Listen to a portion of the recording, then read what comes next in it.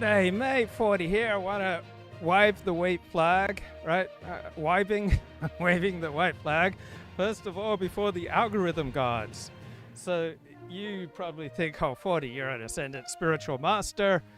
The algorithms don't bother you. You live on a different plane, right? You're at a different madriga. You're at a different spiritual level. These tawdry, worldly concerns about censorship and suppression and hate speech, they don't apply to you. They're not something that you worry about. Your mission is not of this world.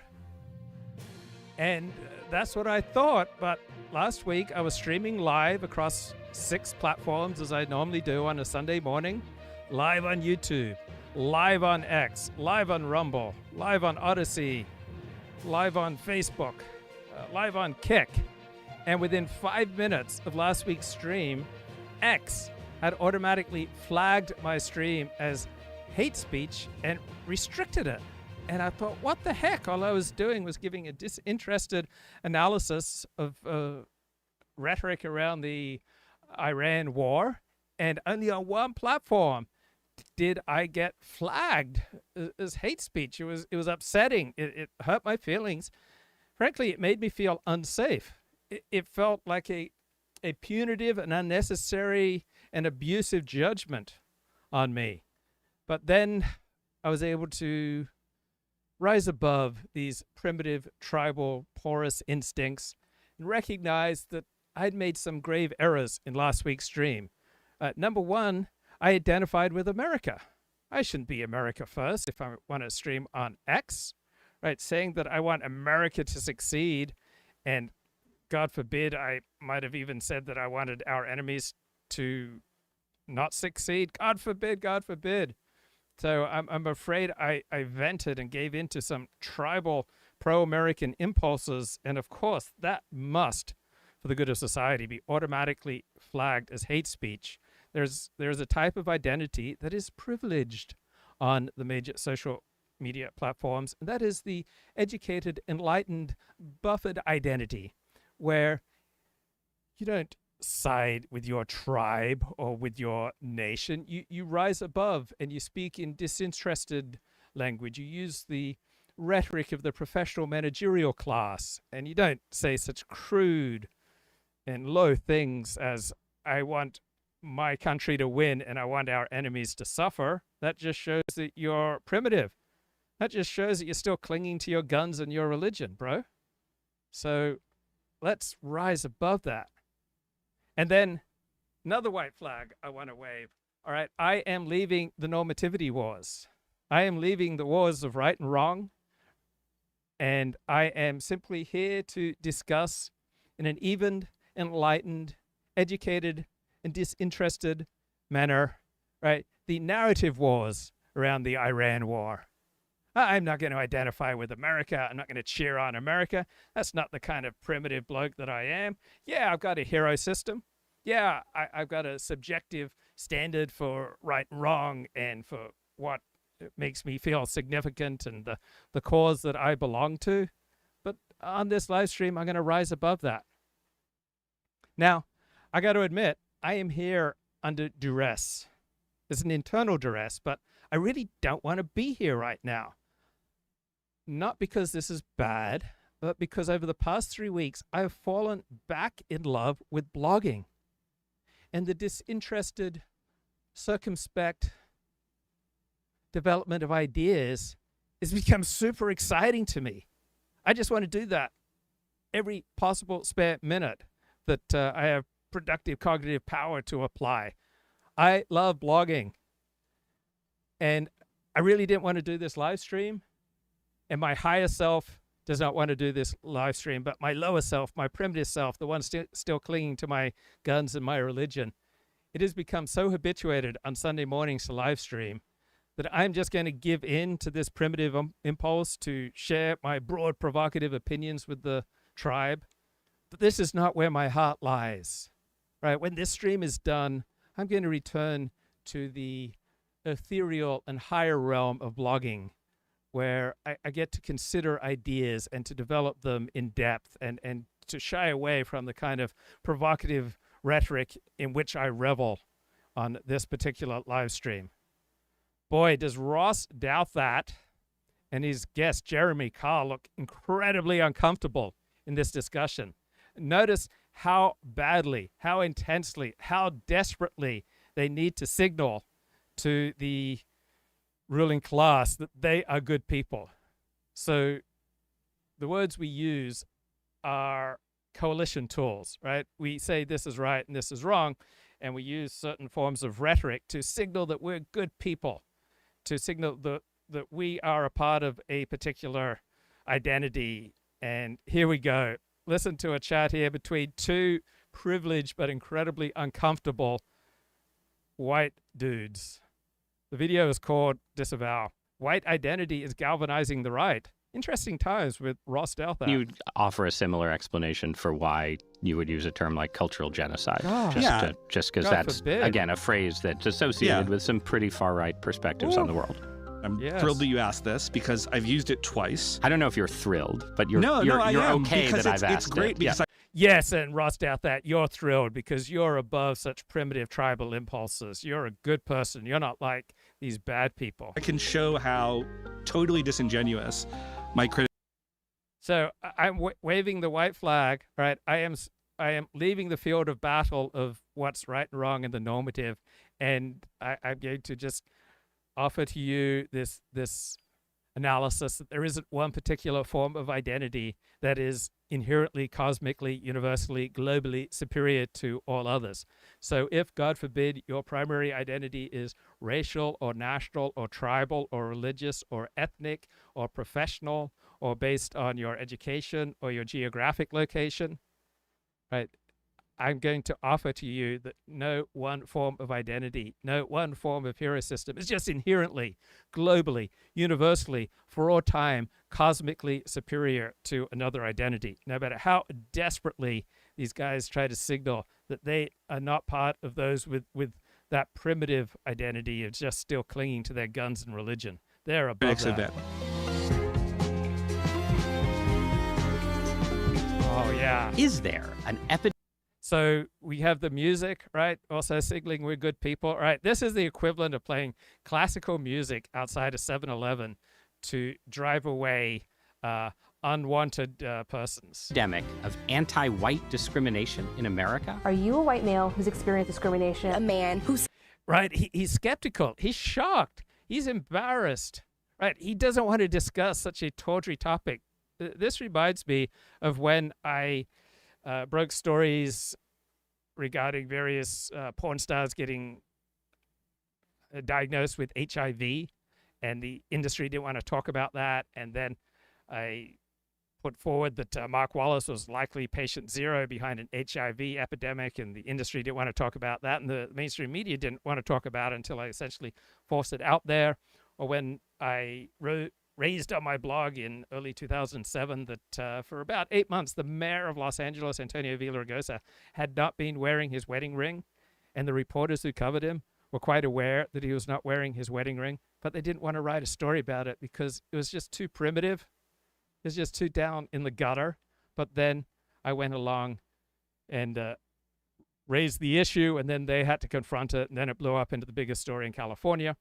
Or a few years ago, for about 2 years, was on my blog that Aron Tendler, the rabbi of the largest Orthodox synagogue in the San Fernando Valley, was being looked at for sexual abuse, highly credible accusations that went back to his teaching work at Eula Girls High School in the 1980s, but he was still the chief rabbi at the largest Orthodox synagogue in the San Fernando Valley.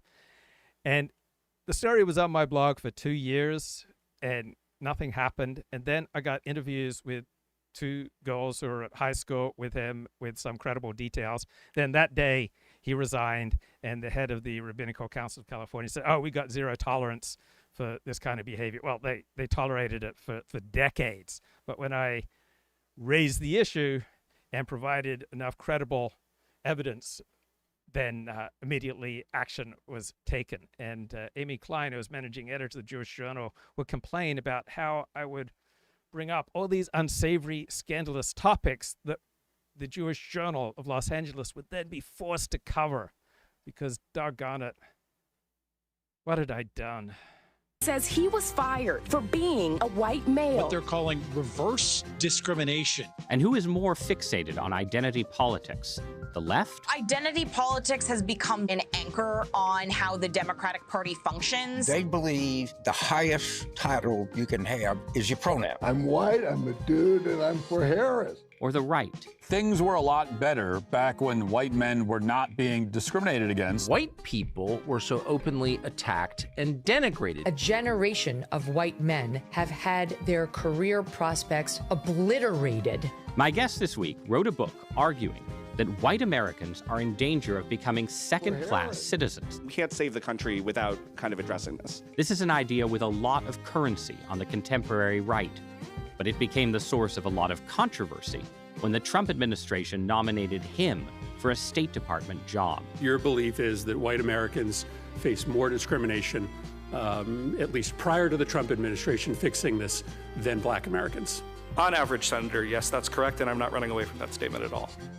Jeremy Carl, welcome to Interesting Times. Thanks so much for having me, Ross. Thank you so much for being here. So you are a senior fellow at the Claremont Institute, which is a well-known, especially in the Trump era, conservative think tank. Your background, right, is in environmental policy and energy?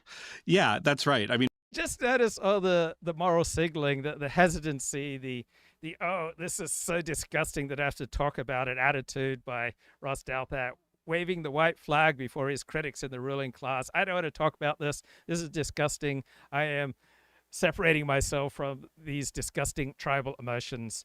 And then think about reality. We evolved to be heavily tribal. There are no evolutionary advantages in general to having a disinterested globalist perspective. There are no strong evolutionary reproductive advantages for seeing things from the enemy's point of view. Instead, we evolved to be tribal, and the only reason not to be tribal and to rise above our basic tribal instincts is to make a play for status, because if you then successfully make a play for status, you get more resources, which is evolutionarily adaptive. But we obviously evolved to be tribal.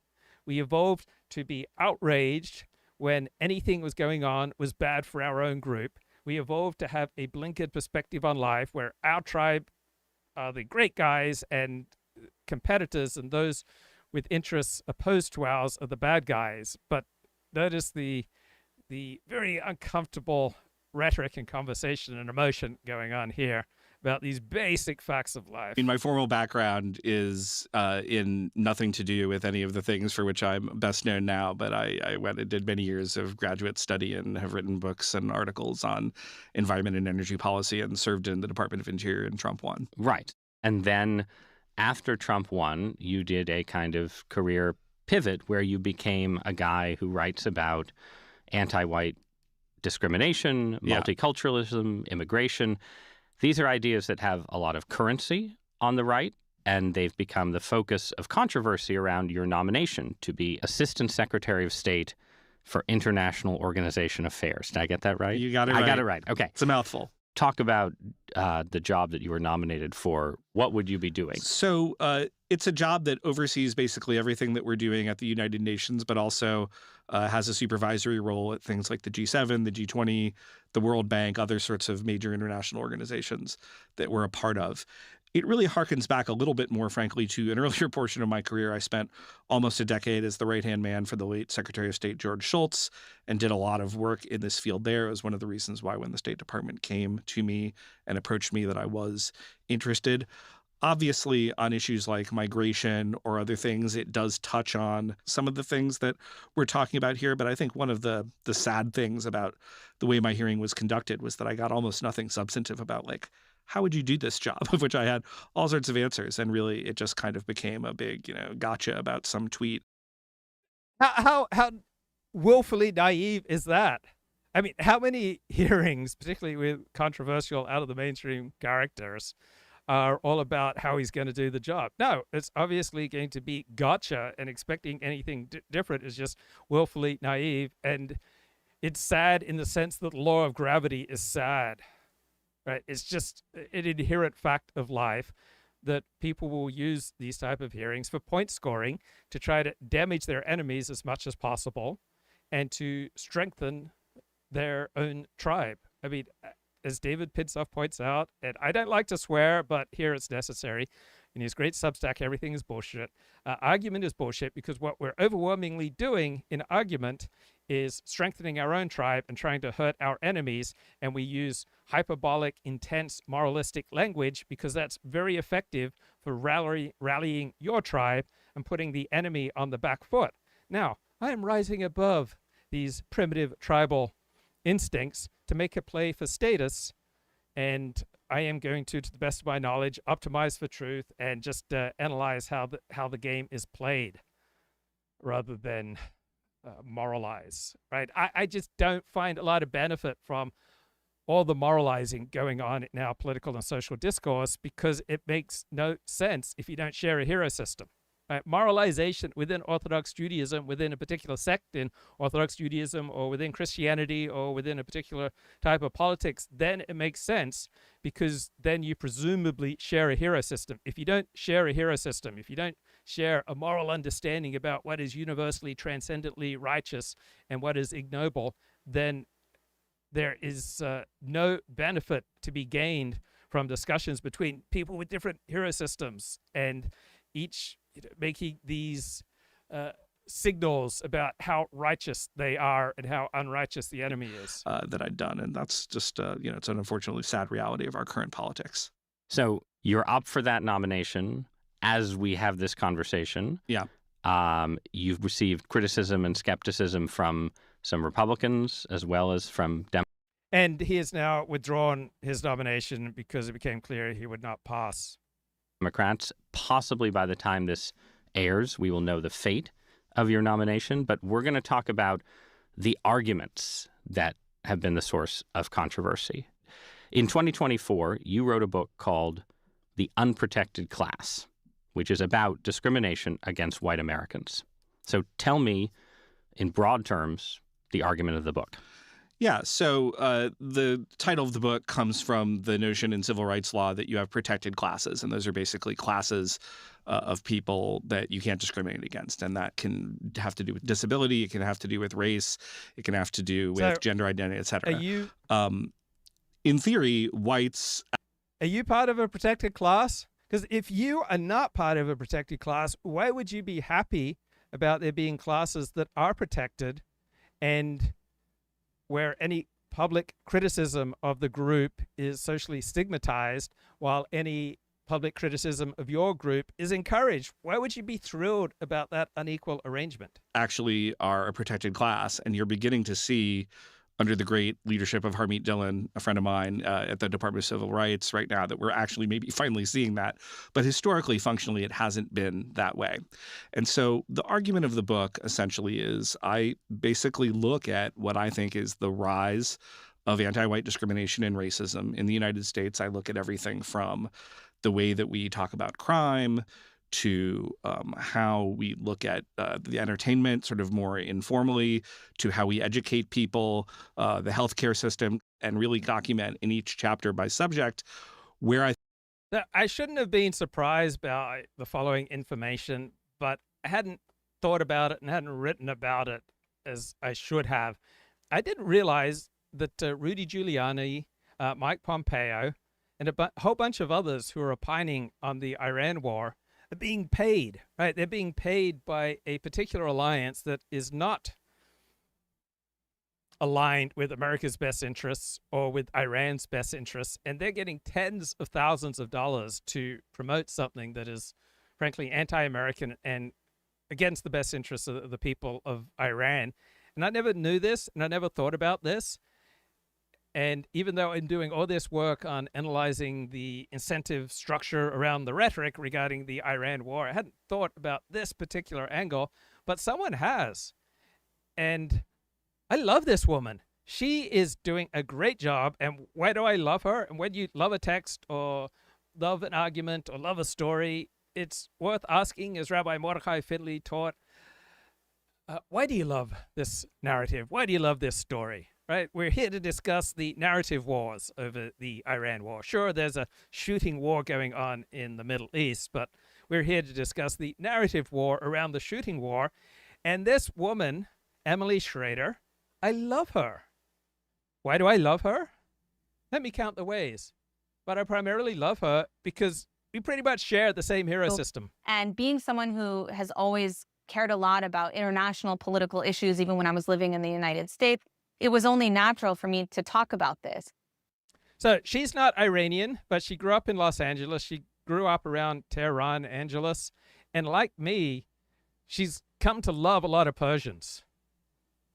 As a professional, I started reporting on a lot of women's issues, especially in the Middle East. Now, as a professional, it means a reporter. She doesn't have academic or military credentials, to the best of my knowledge, with regard to what she's talking about. Just like Max Boot. Max Boot has no credentials, no academic credentials, and no military credentials to be a national security fellow at the Council on Foreign Relations. Like, how on earth does he pull that off? Least, obviously, one of the forefront issues at the forefront here is the treatment of women by the Islamic Republic. I also did a lot of coverage of Afghanistan with the Taliban and what women face there with the gender apartheid. Definitely a worse situation for the women under the Taliban, but similar in terms of the approach from the regime itself. I would say the biggest difference between the two, however, is that in Iran, you have a history of progress and modernization and stability. And also, frankly, historically speaking, Iran was colonized by Islam. Islam was not one of the countries that was originally Islamic. And so they have a very different mentality and approach. It's not an Arab country like the others. So it's a different way of thinking. I think part of the reason that there's such a solidarity between Israelis and Iranians is also because of that, because despite the fact within Iran, they're not a minority, they view themselves. So there are many advantages in life. You got to know when to wave the white flag and to recognize when a fight is not worth fighting. So I waved the white flag. I didn't talk about how much I want America to win, right? I've assumed the buffered identity of the enlightened, educated professional. And so we are now 22 minutes and 30 seconds into this live stream, and I have not been flagged for hate speech by X. Now, obviously talking about it makes it more and more likely. So that's an error. But you got to know when to hold them, know when to fold them, know when to walk away, and know when to run. You never count your money when you're sitting at the table, because there'll be time enough for counting when the dealing's done. And big picture, right, transcending these tawdry, petty, personal concerns, could we have a wonderful ABBA song like When I Kissed the Teacher today? Like, we could not have a remake of the Summer of 42 today, when a teenage boy is initiated into adulthood by a grieving widow, God forbid. I am so old. I am 59. I remember when grooming was a good thing. Grooming meant that you were raising someone right and that you were taking proper care with your appearance, right? I didn't roll out of bed looking this amazing, right? I had to groom myself to look this amazing. But now grooming is just automatically considered a bad word. But I want to rehabilitate it. Like the word gay was rehabilitated. Now it means something wonderful. So I want to do for grooming what gay rights groups did for gay. I want to rehabilitate it and say that there's good grooming, there's bad grooming. I disavow the bad grooming, but let's praise and celebrate good grooming. And there's an example. When I kissed the teacher, everybody screamed when I kissed the teacher. They must have thought they dreamed when I kissed the teacher. All my friends at school, they had never seen the teacher blush. She looked like a fool, nearly petrified because she was taken by surprise when I kissed the teacher. Couldn't quite believe her eyes when I kissed the teacher.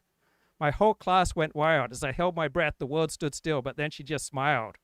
I was in the seventh heaven when I kissed the teacher. Disavow, but you could not make and produce and sell a song like that today. I remember when we grew up in an age of freedom, when you could sing songs like When I Kissed the Teacher and no one would automatically assume you're a bad person. Like when I was growing up in Australia, I could leave the house after brekkie, not return till lunch. I just wander around at age 6 with a tomahawk, chopping down trees in the brush, come home for lunch, eat my lunch, then wander around in the brush for another 5 hours before coming home for some tucker. And back in those days, you could celebrate kissing the teacher, right? But now it's bad. What a mad day. Now I see everything in a different light. What a mad day. I was up in the air and she taught me a lesson all right. I was in a trance. Right? The protagonist here is in the porous identity when I kissed the teacher. Suddenly I took the chance when I kissed the teacher. Leaning over me, she was trying to explain the laws of geometry because she was in her Buffett identity, and I couldn't help it. I just had to kiss the teacher. What a crazy day. All my sense had flown away because I was in the grip of the porous identity. My whole class went wild. As I held my breath, the world stood still, but then she just smiled. She shouldn't have just smiled. She should have made a federal case out of it. This is bad. Oy vey. As a minority in the Middle East, and one that's persecuted by Islamist supremacy at that. So this is something that's missing from the equation. And then the other thing is the narrative framing, which is everything that we're in the middle of right now. All of these stories of what's happening in this war that are being told are incredibly skewed in Western media. I was just saying to actually another friend last night or the day before who is not Jewish, is not Israeli, that I've never seen the media so biased on an issue, even Israel. Like, it's even more extreme than Israel because the situation of the Iranian people forces them to be. So when other people censor you, when the algorithm censor you, when social media censors you, when your boss censors you, when your pastor or your priest or your wife censors you, they're obviously in the wrong and they're bad. But when I censor you, it's only for your own good. It's only because I want to create a community of safety. So there's a member of this community, Kip, who keeps talking about a certain ethnic group being dirty and smelly. And when you call an entire ethnic group, racial group, or religious group dirty and smelly, I am going to censor you and block you. But it's only for your own good. It's for your safety. It is because I'm a righteous person. And it's not because I am privileging a certain type of speech or identity over another. Right? I'm just doing it for righteous reasons. When other people do the same thing, they're doing it for tawdry reasons. I'm glad we got that out of the way. I'm glad we have clarity. To reject parts of the default thinking about how they view the world. The fact that there's 92 million people who are trying to get out from the oppression of this regime, and the lengths that they've gone to push back against that, it doesn't fit some of the narratives that we hear people on, especially the fringe left, promoting. How exactly does the IRGC impact the US, Canada, Australia, the UK, people in the West in general? I think that in the West, there's a tendency to underestimate the threat because you don't see it in front of you and you don't deal with it the same way as you might. And I don't have an opinion on whether this Iran war was a good war for America and Israel to wage right now, or is definitely a bad war. I don't have an opinion on that. What I'm interested in is the rhetoric around the war. And I will admit that I have rooting interests on the side of the United States. I am an American citizen. I'm an American patriot, but I'll try to keep those impulses in check so that I don't trigger our algorithms from our social betters. So there was a pundit on NBC News, Garrett Ventry, for years, and he was a registered foreign agent for Qatar. Right? He collected about $1 million a year to perform public relations for the Qatari government on NBC News. And then we have Mike Pompeo and Rudy Giuliani also being paid by alliances for various components of Iran, getting paid tens of thousands of dollars.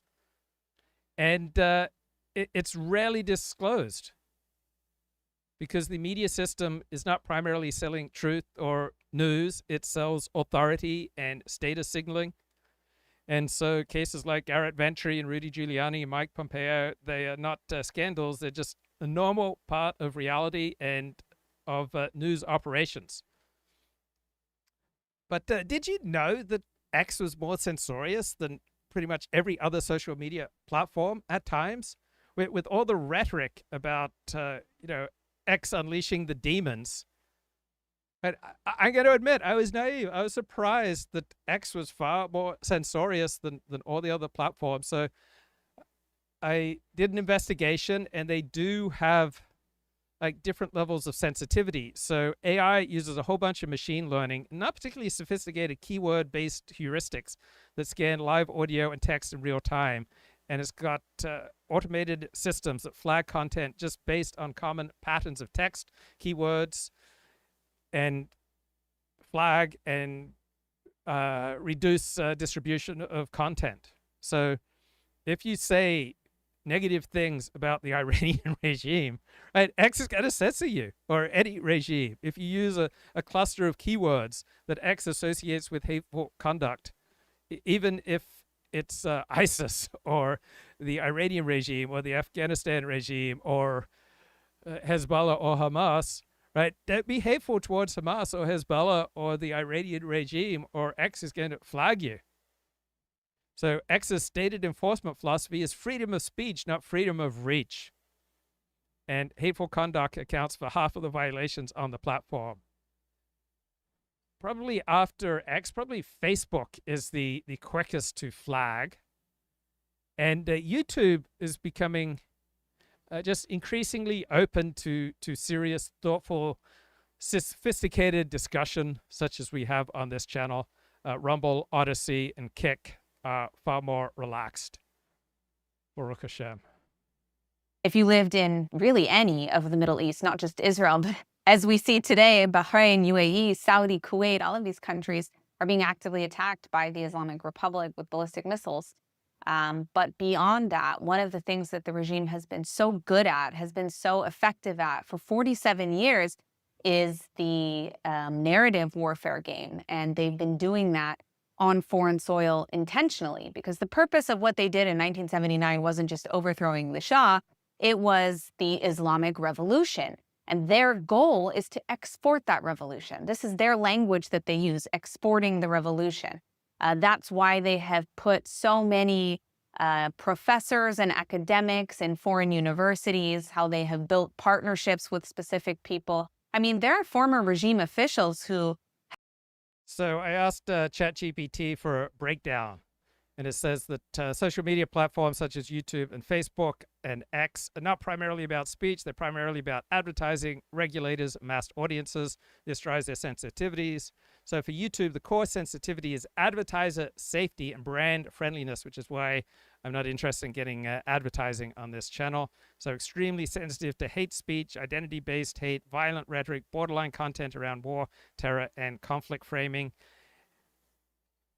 And then Facebook, core sensitivity, harm reduction, liability, and global compliance. Strong enforcement on hate speech, harassment, and incitement, but more willing than YouTube to allow discussion if framed as news or commentary, and is shifting towards looser moderation and community note style systems. So Facebook often tolerates discussion of controversial topics, but clamps down if it looks like targeting groups or escalating hostility. On X, formerly Twitter, core sensitivity is volatile and inconsistent. This is why you get flagged here often and nowhere else. So it's more permissive in some areas, less permissive in other areas, and it's hard to tell what's really going on because it's constantly changing. So same content, 6 different regimes, and only X might flag you. And they all vary in how they use AI and automated tools and human review.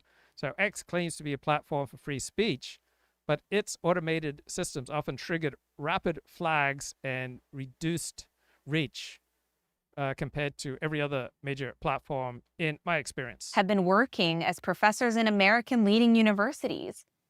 Princeton University had Mousavian, who's a former ambassador for the Islamic Republic in Germany. And during his tenure as ambassador, there were dozens of Iranian German dissidents that were executed. And many of those dissidents executed on foreign soil, I should say, assassinated, not formally executed in the country of Iran. And this is all done through the IRGC, the networks that they've created there that start. So my favorite sociologist these days is Stephen Turner. And I was wondering, what would he say about these various censorship regimes and which type of speech is privileged, to use elite rhetoric? And so Turner, I think, would say that what speech is privileged is based on the type of speech that institutions recognize, trust, and defend. So expertise and rationality does not have some kind of stable, objective, essential authority. So what counts as legitimate or acceptable is always socially organized, constantly changing, depends on networks, routines, shared expectations. It depends on who's got power. So platforms do not evaluate speech in a vacuum. They evaluate what fits a recognized genre of legitimate talk that advertisers are happy to support. And the educated, buffered voice fits that genre. An analytical tone, a distancing language like privileging, or I'm deeply worried, or I'm concerned about the escalation that might result from Trump's rhetoric. Avoidance of any direct moral condemnation of groups. We need to frame conflict in abstract terms. We need to talk about geopolitics, incentives, and history. And we have to constantly signal how aware we are of moral norms, even when critical of them. So this is safe speech. Now, if you're just a normal bloke, right, with a normal porous identity, and you love your country and you hate your country's enemy, then you're going to be strongly identifying with one side. You might even slip into emotional language. You might be a bitter clinger to guns, religion, tribalism, and nationalism.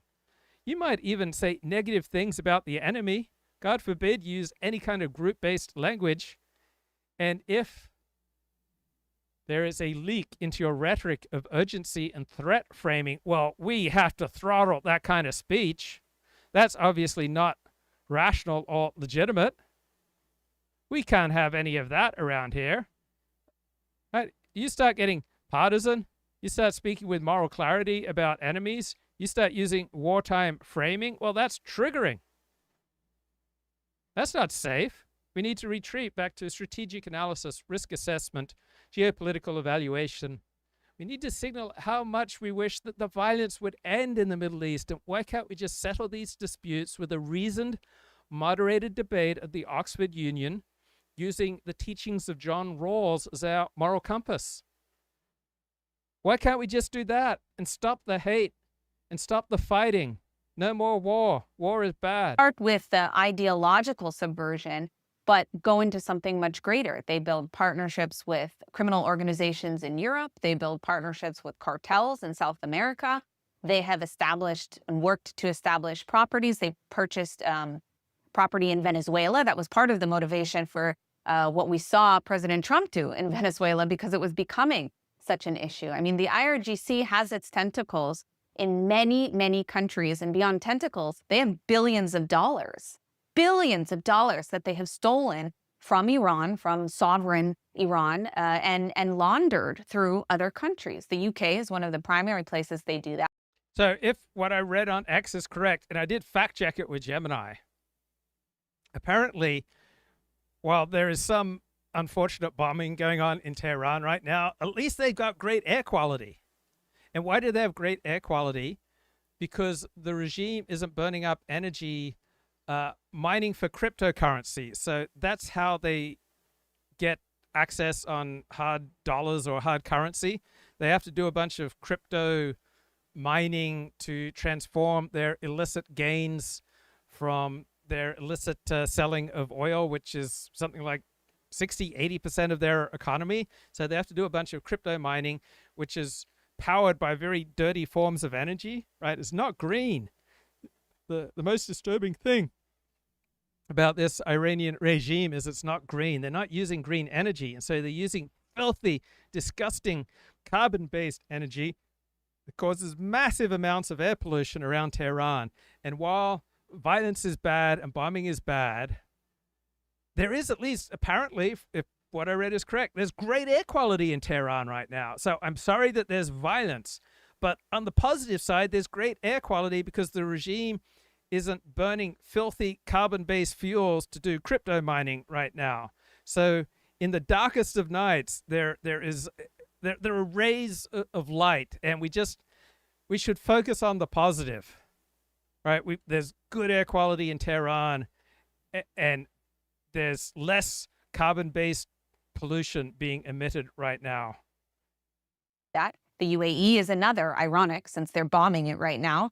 But we see a little bit less of this in the United States because the United States did designate the IRGC as a terrorist organization before other countries. But Yes, Bitcoin solves yet another problem. Canada, this is a long-standing issue. And even beyond that, the immigration issue with Europe, the UK, Australia, and Canada in particular in relation to Iranians is extremely dangerous. We heard MP Melissa Landsman in Canada this week speaking about how dangerous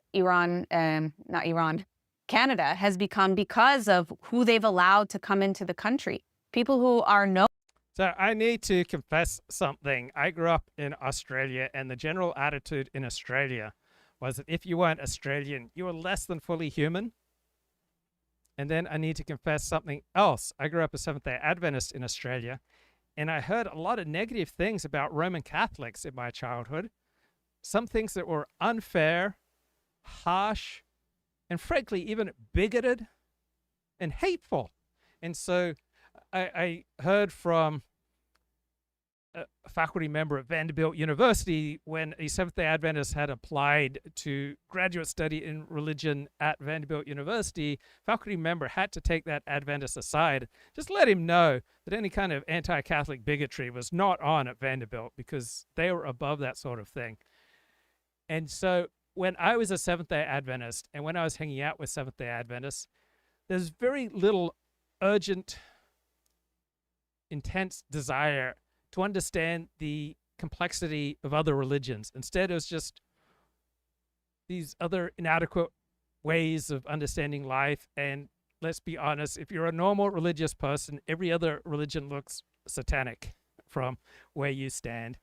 And if you're a normal high commitment religious person, like, what the hell do you need with understanding the complexity of any other religion? Why would you want to understand the intricacy and the complexity of some force of Satanism in the world? And so when I was a Seventh-day Adventist, other religions were just these, entirely inadequate vessels for God, if not downright satanic. And then I convert to Orthodox Judaism, and in high intensity, high commitment Orthodox Judaism, there does not tend to be a great desire to understand all the intricacies and complexities of other religions. And so wherever you are, that has a profound effect on you. So there was a bloke I knew who was a good bloke, Brian Doherty. He wrote a history of the Libertarian movement in the United States, which was my favorite of his books. And we ran in the same social circles between about 2002 and 2007. We ran in social circles around Kathy Sipe and various journalists in Los Angeles, people in the Los Angeles Press Club.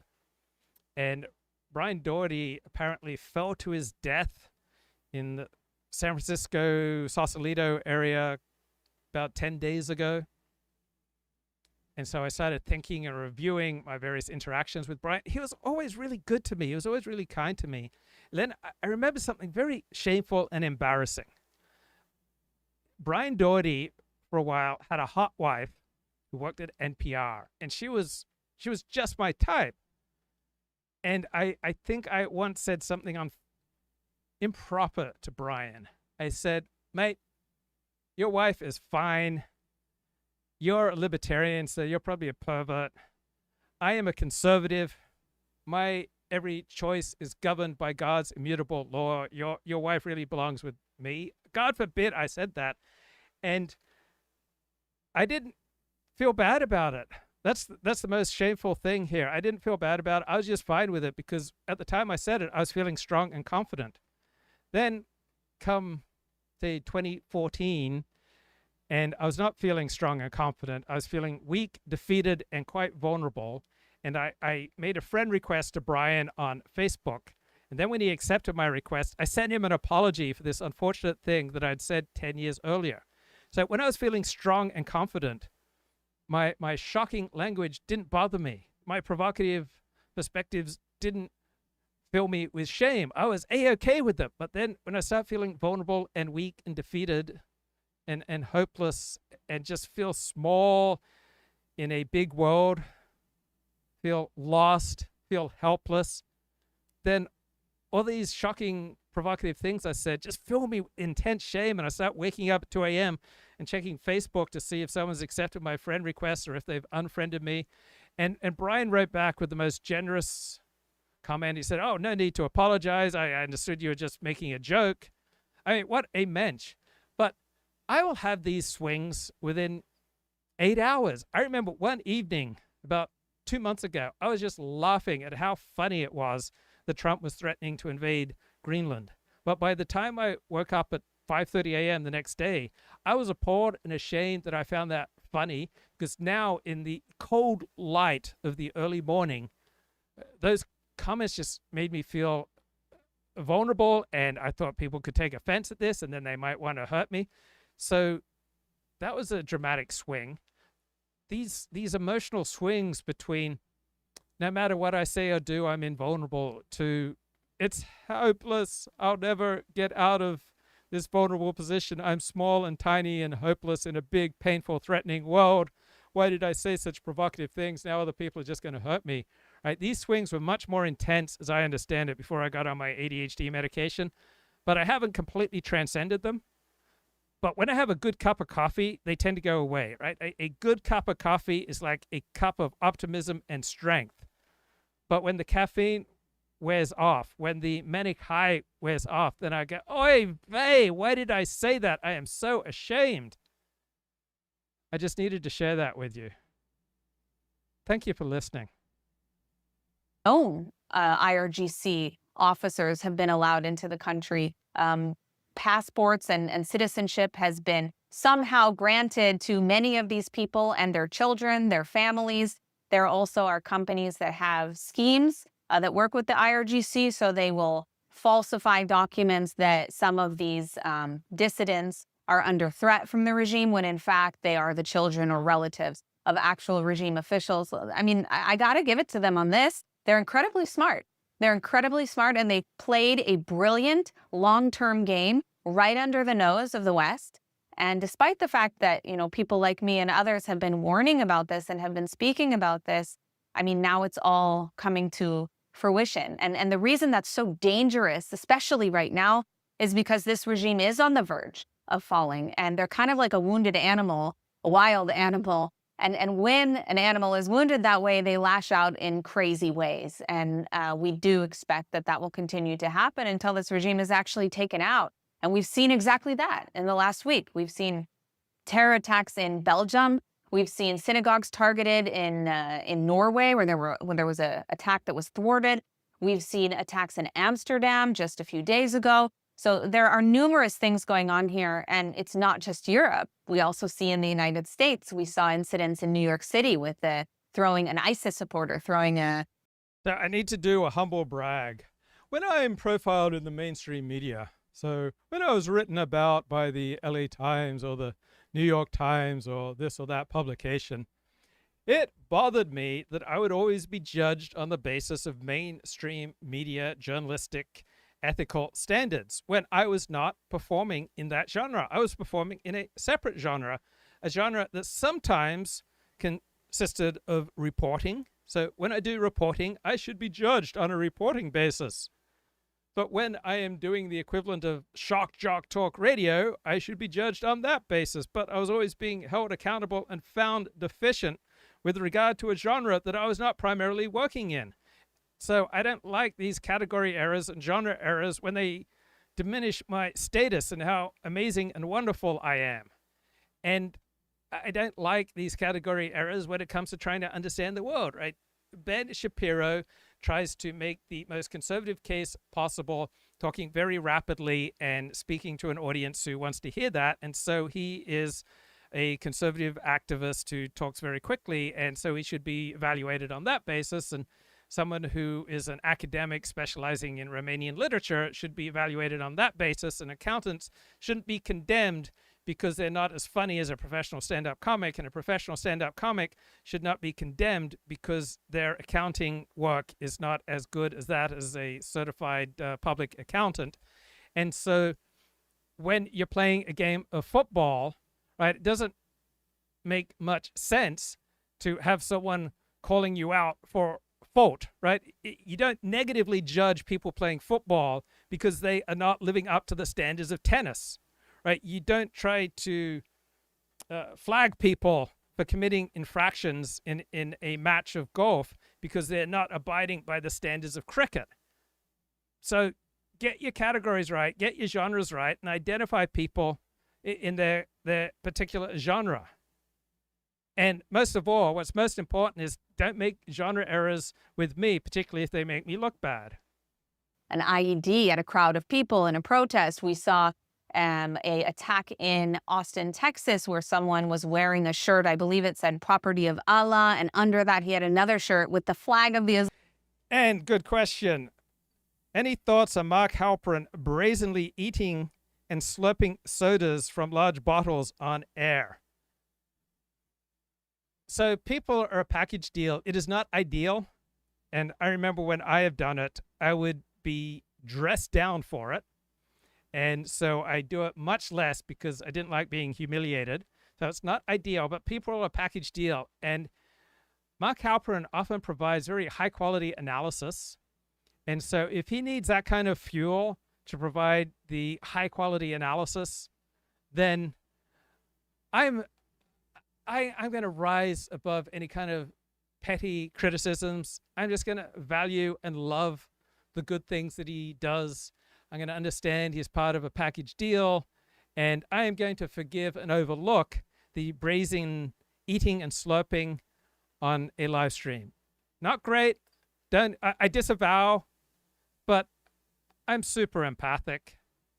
That's what people say about me. Like 40, like for all his flaws, like he's a master of empathy. And few people in the entire world know more about Carg Island than 40. Started a new wave of airstrikes against this Iran-backed organization in Lebanon. Shannon? Trey Ying's for us overseas. Thank you, Trey. As military operations continue, we want to look at the significance of the most recent strikes and what might be next as President Trump weighs his options. Joining me now, retired Lieutenant General Charlie Moore. Good to have you back with us. Thank you, Shannon. Okay, so this is a look at some of the recent attacks the U.S. and Israel has been carrying out, and the president with a new threat saying, listen, we're going to start going after power plants that are very important for Iran if they don't reopen the strait. He says that may be coming as soon as Monday. Yeah, I think it's a really, really interesting development. I mean, what this basically exhibits is that this is starting to escalate a little bit in terms of the types of targets that we're going to be willing to go after inside of Iran to basically hopefully bring an end to the conflict. So let's go to our next map here. This is looking at the range of missiles. We know that Iran tried to strike Diego Garcia, where we've got a joint base with the UK there, but that's outside. Okay, let's get back to category errors, and let me make a play for status here. So the category error in a philosophy, as Gilbert Ryle describes it, names the mistake of placing a concept in the wrong logical type. And his famous example is the visitor to Oxford, who after seeing the colleges and the libraries and the playing fields asks where the university is. Now this poor man, he's seen all the pieces, but he cannot find the whole because he expects something else. Now, these category errors are not always the result of naivete. Sometimes when the legacy media, for example, applies its own standards to a humble vlogger such as myself, or to other people who write blogs, something beyond confusion is at work, right? Sometimes the mainstream media wants to frame bloggers as failed journalists. I have a friend who's a screenwriter who prefers to frame journalists as failed screenwriters. And different professions want to keep their privileges, and journalists want to keep their monopoly on what constitutes legitimate public knowledge. They got a rule book. It's not neutral. It's territorial. So I notice many journos who have developed expertise in a particular field look askance at someone challenging their expertise in a field. People are territorial and tribal. People want to define what constitutes legitimacy, morality, knowledge, hierarchy. People who get to define the narrative, define the hierarchy. They decide who should be trusted, who gets the money, attention, and authority. So this is why these genre disputes carry such a moralized charge, because they reduce my status, and I don't like that. They put themselves forward as arguments about quality and safety, but they're really fights about power. So academics will dismiss independent thinkers for lacking academic credentials that only matter inside the academic genre. Regulators dismiss innovators for lacking the proper compliance structure that only makes sense in some legacy industry. So every group tries to pull other groups into its own field. And you know the rules in your field, you control the score. It's aggression. It's a microaggression. It's a macroaggression. It's a move, right? Correct the genre and people get clarity and understanding. The blogger is not necessarily a failed journalist or a failed screenwriter. He might be part of a tradition that stretches from Montaigne to Hazlitt to our best op-ed writers. He might be a conversationalist. He might be doing what good long-form journalism has always done. He might be thinking out loud with people who are knowledgeable and seeing where it goes, right? He's not a failed peer-reviewed academic, right? Different genres have their own virtues, their own failures, their own internal logic, right? Apply the right genre and questions improve. Is this blogger insightful and honest within the particular genre of blogging? Is the journalist accurate and fair within the genre of journalism? Is this podcaster adding value in that particular genre? Political arguments go nowhere when one side is arguing morality and the other side is simply trying to describe reality. Right? One person may treat politics as a technocratic problem to be solved. The other treats it as a moral drama, a struggle over identity and belonging, where winning requires some kind of visible commitment. Each side judges the other by its own genre and concludes the other side is stupid or corrupt, and neither conclusion is correct. So we're living through a genre explosion right now. It is just popping up, exploding, ejaculating everywhere. Substack, YouTube, TikTok, podcasts, private group chats, long-form video essays, X threads, right? Each genre has its own norms, its own logic, its own internal criteria for success. And older institutions respond by trying to drag all of these new genres into their own familiar categories where they excel, because familiar categories preserve familiar authority. So we see misdiagnosis everywhere, bad faith accusations. We see the elites trying to preserve their power. Once you have power, you want to restrict speech as much as possible because wide open speech is likely to challenge and embarrass you. So here's the correction. Ask what game someone is playing. Don't ask when you see someone playing a game, oh, how is this game deficient when compared to the game that I'm playing? Don't ask, oh, what game confers privilege and authority and prestige and status to me and reduces status and privilege and authority to this other person. Just ask, what game is someone playing? Right? Put someone in their proper genre. You're halfway there to understanding them. And thus ends my public service announcement. The range that a lot of people believed or assessed to this point that they had. When you start to look at this range, you look at European capitals and others. The whole point was trying to go after their missile program, so it didn't expand. But what does this tell you, this attempt on Diego Garcia? Yeah, so this was a bit of surprise to some. Some people feared that this is exactly the type of capability that Iran had developed. But if you look at the range from Iran to Diego Garcia, this is 2,400 nautical miles. This is about double the range that most people believed that they were capable of achieving. It not only brings Diego Garcia into the mix for a place that they could potentially try to strike, but as you indicated, all of Western Europe, our bases, our personnel there, it also sends a message to the leaders of our allies there that they may be in Iran's crosshairs as well. This isn't just limited to the Middle East. And one of the issues was when we were in diplomatic conversations with them is that they said they wouldn't negotiate at all over the missiles. It was going to be just about the nuclear program. So now we can assess that they may have better capabilities than a lot of people thought. Okay, so let's get to the next slide here, because this is where Iran has been targeting energy infrastructure. So over 20 years ago, I read a lively blog post, and became intrigued because it was written by a woman. And I immediately wondered, is she hot? So one of my essential criteria for understanding whether something is wise and profound and true is to get a picture of the person who wrote it and then decide how much worth they have and how deeply I should consider their arguments. So I looked up the author of this piece, and she was hot.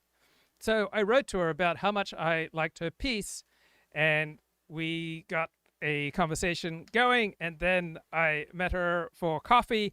then I took her for a walk on the beach, and then I kissed her. And she was the hottest girlfriend I've ever had. And but as my feelings grew more intense for her, I started to really hate her writing. So when I was not emotionally attached to her, I could just appreciate what was good in her writing, and no big deal, just let it go.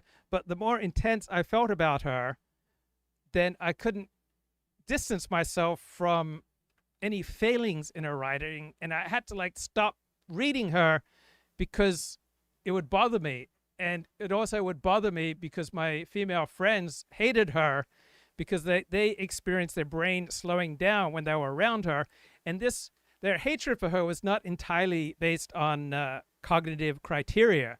They hated her because she was hot and she had a look that said, you can do anything to me. And every male friend I had who was around her tried to have relations with her, which is bad. You shouldn't try to hook up with your friend's girlfriend. And there's a wider point. So I have dated women who were actresses in a particular genre that receives a great deal of stigma. And initially, the honeymoon phase of our relationship would be wonderful. And my friends would like her because she was articulate and she was lovely and she wasn't presumptuous, and they liked her even though she had a background as an actress in a particularly stigmatized genre. And initially, I was fine that she had chosen to allow herself to be captured on video in a stigmatized genre. But then, as I started doing intimate things with her, I developed intimate feelings. As I developed intimate feelings, I was no longer able to disengage from her performance in her prior body of work. And then I'd get all sorts of negative feelings and even horror. And so there's a broader lesson here, and here's my life lesson. Some people are fine at a remove, and once things get too intense, right, there may be more downsides than upsides. So I used to be a devoted follower, but there's a problem when you become a devoted follower. People quickly realize that they can use that to hurt you, and they will then go to whoever you venerate and follow and say, did you realize this about Luke? Because the way the world works is on the basis of group strategy. And so if people don't like you, they will try to hurt your friends and bother your friends. And so I have to distance myself from many people who I'd otherwise prefer to follow so that I can maintain a maximum of freedom. For example, in Orthodox Judaism, it is traditional and normal and healthy to have a Rav, to have one rabbi who you turn to for halakhic guidance over how you should live and how you should observe Jewish law. But if I were to have one rabbi, to have a Rav to whom I consistently turn to for advice, and then that information became public, right, it would just shut down my public speech, because then anytime anyone had a problem with what I was saying or blogging, they'd then call up my rabbi, and it would become such a burden to him that no matter how saintly he was, he would have to capitulate, and I would either have to lose that relationship with my Rav, or I'd essentially have to check out of doing anything edgy in my blogging and vlogging. So I've learned the power of having more distant relations instead of intense relations. And there are some people, if I talk to them regularly, I find it draining. But if I only talk to them once a month, it's great. Right? If I come to them on certain topics, then it's a good experience. But if the conversation moves to other topics, it's an energy depleter. So I've learned to dial people up and down in my life, dial them up and down on the basis of intensity, the length of our interactions, the proximity, is it in person or over the phone? There's one more category that, trust me, I learned to dial people up and down on, and now I'm blanking on it. So here's my latest example. I discovered during, I think, last year's Iran war, the 12-day war between Israel and Iran, where the US came in and built some Iranian nuclear facilities, I discovered the virtues of a YouTube channel called The Enforcer. And I appreciated the way that they covered the war live, and I thought, this is great. And now, whenever I listen, all I can do is like hate on them. I hate the hyperbolic nature of their titles. So they'll use a title, the United States destroys Hog Island. The United States did not destroy Hog Island. It took out some military facilities on Hog Island. So I hate their hyperbolic language. I hate their presumptuous, sweeping condemnations. Like, they love going off on Israel. Israel was obviously wrong to do this, and this is just going to create massive problems for the United States. And now America must withdraw from any alliance with Israel. So I hate their sweeping moral condemnations, not just because they're hostile to the Jewish state, but because I think they're often ill-informed, and I don't tune into them for their moralization. I don't need their instructing me on what is moral, because I don't share a hero system with them. And I just don't like their hyperbolic denunciations, such as, oh, how stupid is it that the United States has withdrawn sanctions from Russian oil and Iranian oil? Whoever heard of like trading with the enemy during a time of war? Well, guess what? From time immemorial, enemies at war have traded with each other. It's not shocking. It's not surprising. I don't need your stupid, hyperbolic, ignorant denunciations of withdrawing sanctions on Iranian or Russian oil. Instead, you should stick to what you're good at, simply describing what's going on. I don't need your moralized genre. Instead, explain why the Trump administration may have done such a move, and what are the upsides to the move, what are the downsides. I don't need your grand sweeping, hyperbolic denunciations. So I'm increasingly finding myself just fast forwarding through the enforcer to get away from their ill-informed moralistic narratives and just try to get some fair dinkum information. Bro, I'm a truth optimizer. I don't need your ill-informed moral narratives. Islamic Republic on it. So a supporter taking action there, whether associated formally or not. This is part of the problem of the Islamic Republic of Iran, is that it's not just one leader. It's not even just one entity, the IRGC. It's an entire system. It's an ideology, Khomeinism, that overthrew the Shah in 1979. It's that ideology that they've been exporting onto foreign soil, and how they've been able to build up cells of radicals in some of these countries that are willing to carry out some of these, to your average person, insane actions against average people who have nothing to do with what's happening in a conflict thousands of miles away.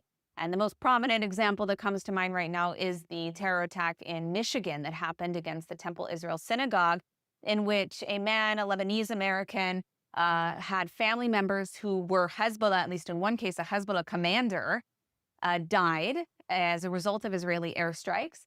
And apparently he went after that to go kill children, American Jewish children. So some people say that X has turned into a cesspool. I'm very judicious about the accounts that I follow. And so my experience of X is not that of a cesspool. But I am not here to diminish your lived experience.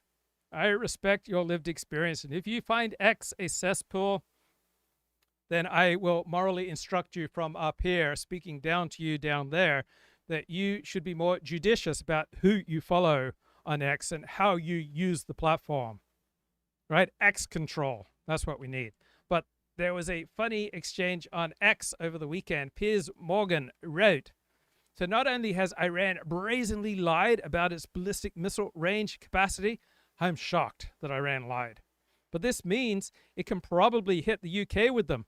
And we have zero defense against these missiles. Very worrying. So you notice in elite discourse, many things are very worrying.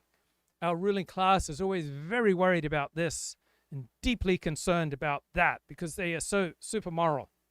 Georgetown law professor Randy Barnett responds, don't worry, Piers.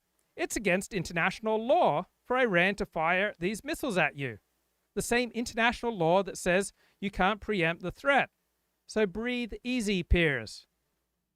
Thank God international law prohibits Iran from firing missiles at other nations such as Great Britain or France or Germany or Portugal or Spain or Turkey.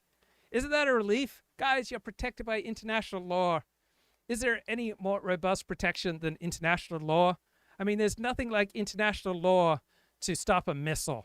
I mean, the force field of international law to just stop missiles, right? Better than Patriot missiles, better than any type of rocket defense, right? International law.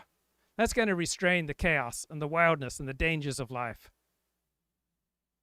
So sometimes the essence of politics is not rule following and the law, but are we in an emergency? Are we in a state of exception? Has the sovereign decided that we're in a state of exception and then the rest of the regime is following along? When you're in a dangerous, chaotic, wild situation, law without armed enforcement is not going to settle things down. The Temple Israel Synagogue, who were in the preschool or the whatever the school was there, and he only didn't succeed because the security guard was able to successfully stop him. And it's just another example of how this radicalized rhetoric has been successful. Bob Altberger, once again, I see that you are smarter, wiser, more clear, and morally superior to me. I didn't think about this. I didn't realize there was this option. How ignorant am I? I have lived an inferior life. Bob Altberger points out, whenever my X feed becomes too degenerate, right, and there's just the appropriate amount of degeneracy. And if you like more degeneracy in your X feed than I do, you're a bad person. And if you prefer less degeneracy in your X field than me, you're a prig. You're a stuck-up, pompous, blowhard idiot, right? Only I have the perfect amount, the right amount, the righteous amount of degeneracy in my field. But Bob points out, whenever my X feed becomes too degenerate, I aggressively click. I'm not interested in this post. I forgot about this. I have not taken advantage of this. Or I straight out mute the worst offenders. Doesn't take much for the algo to take the hint. Good on you, mate. Good on you.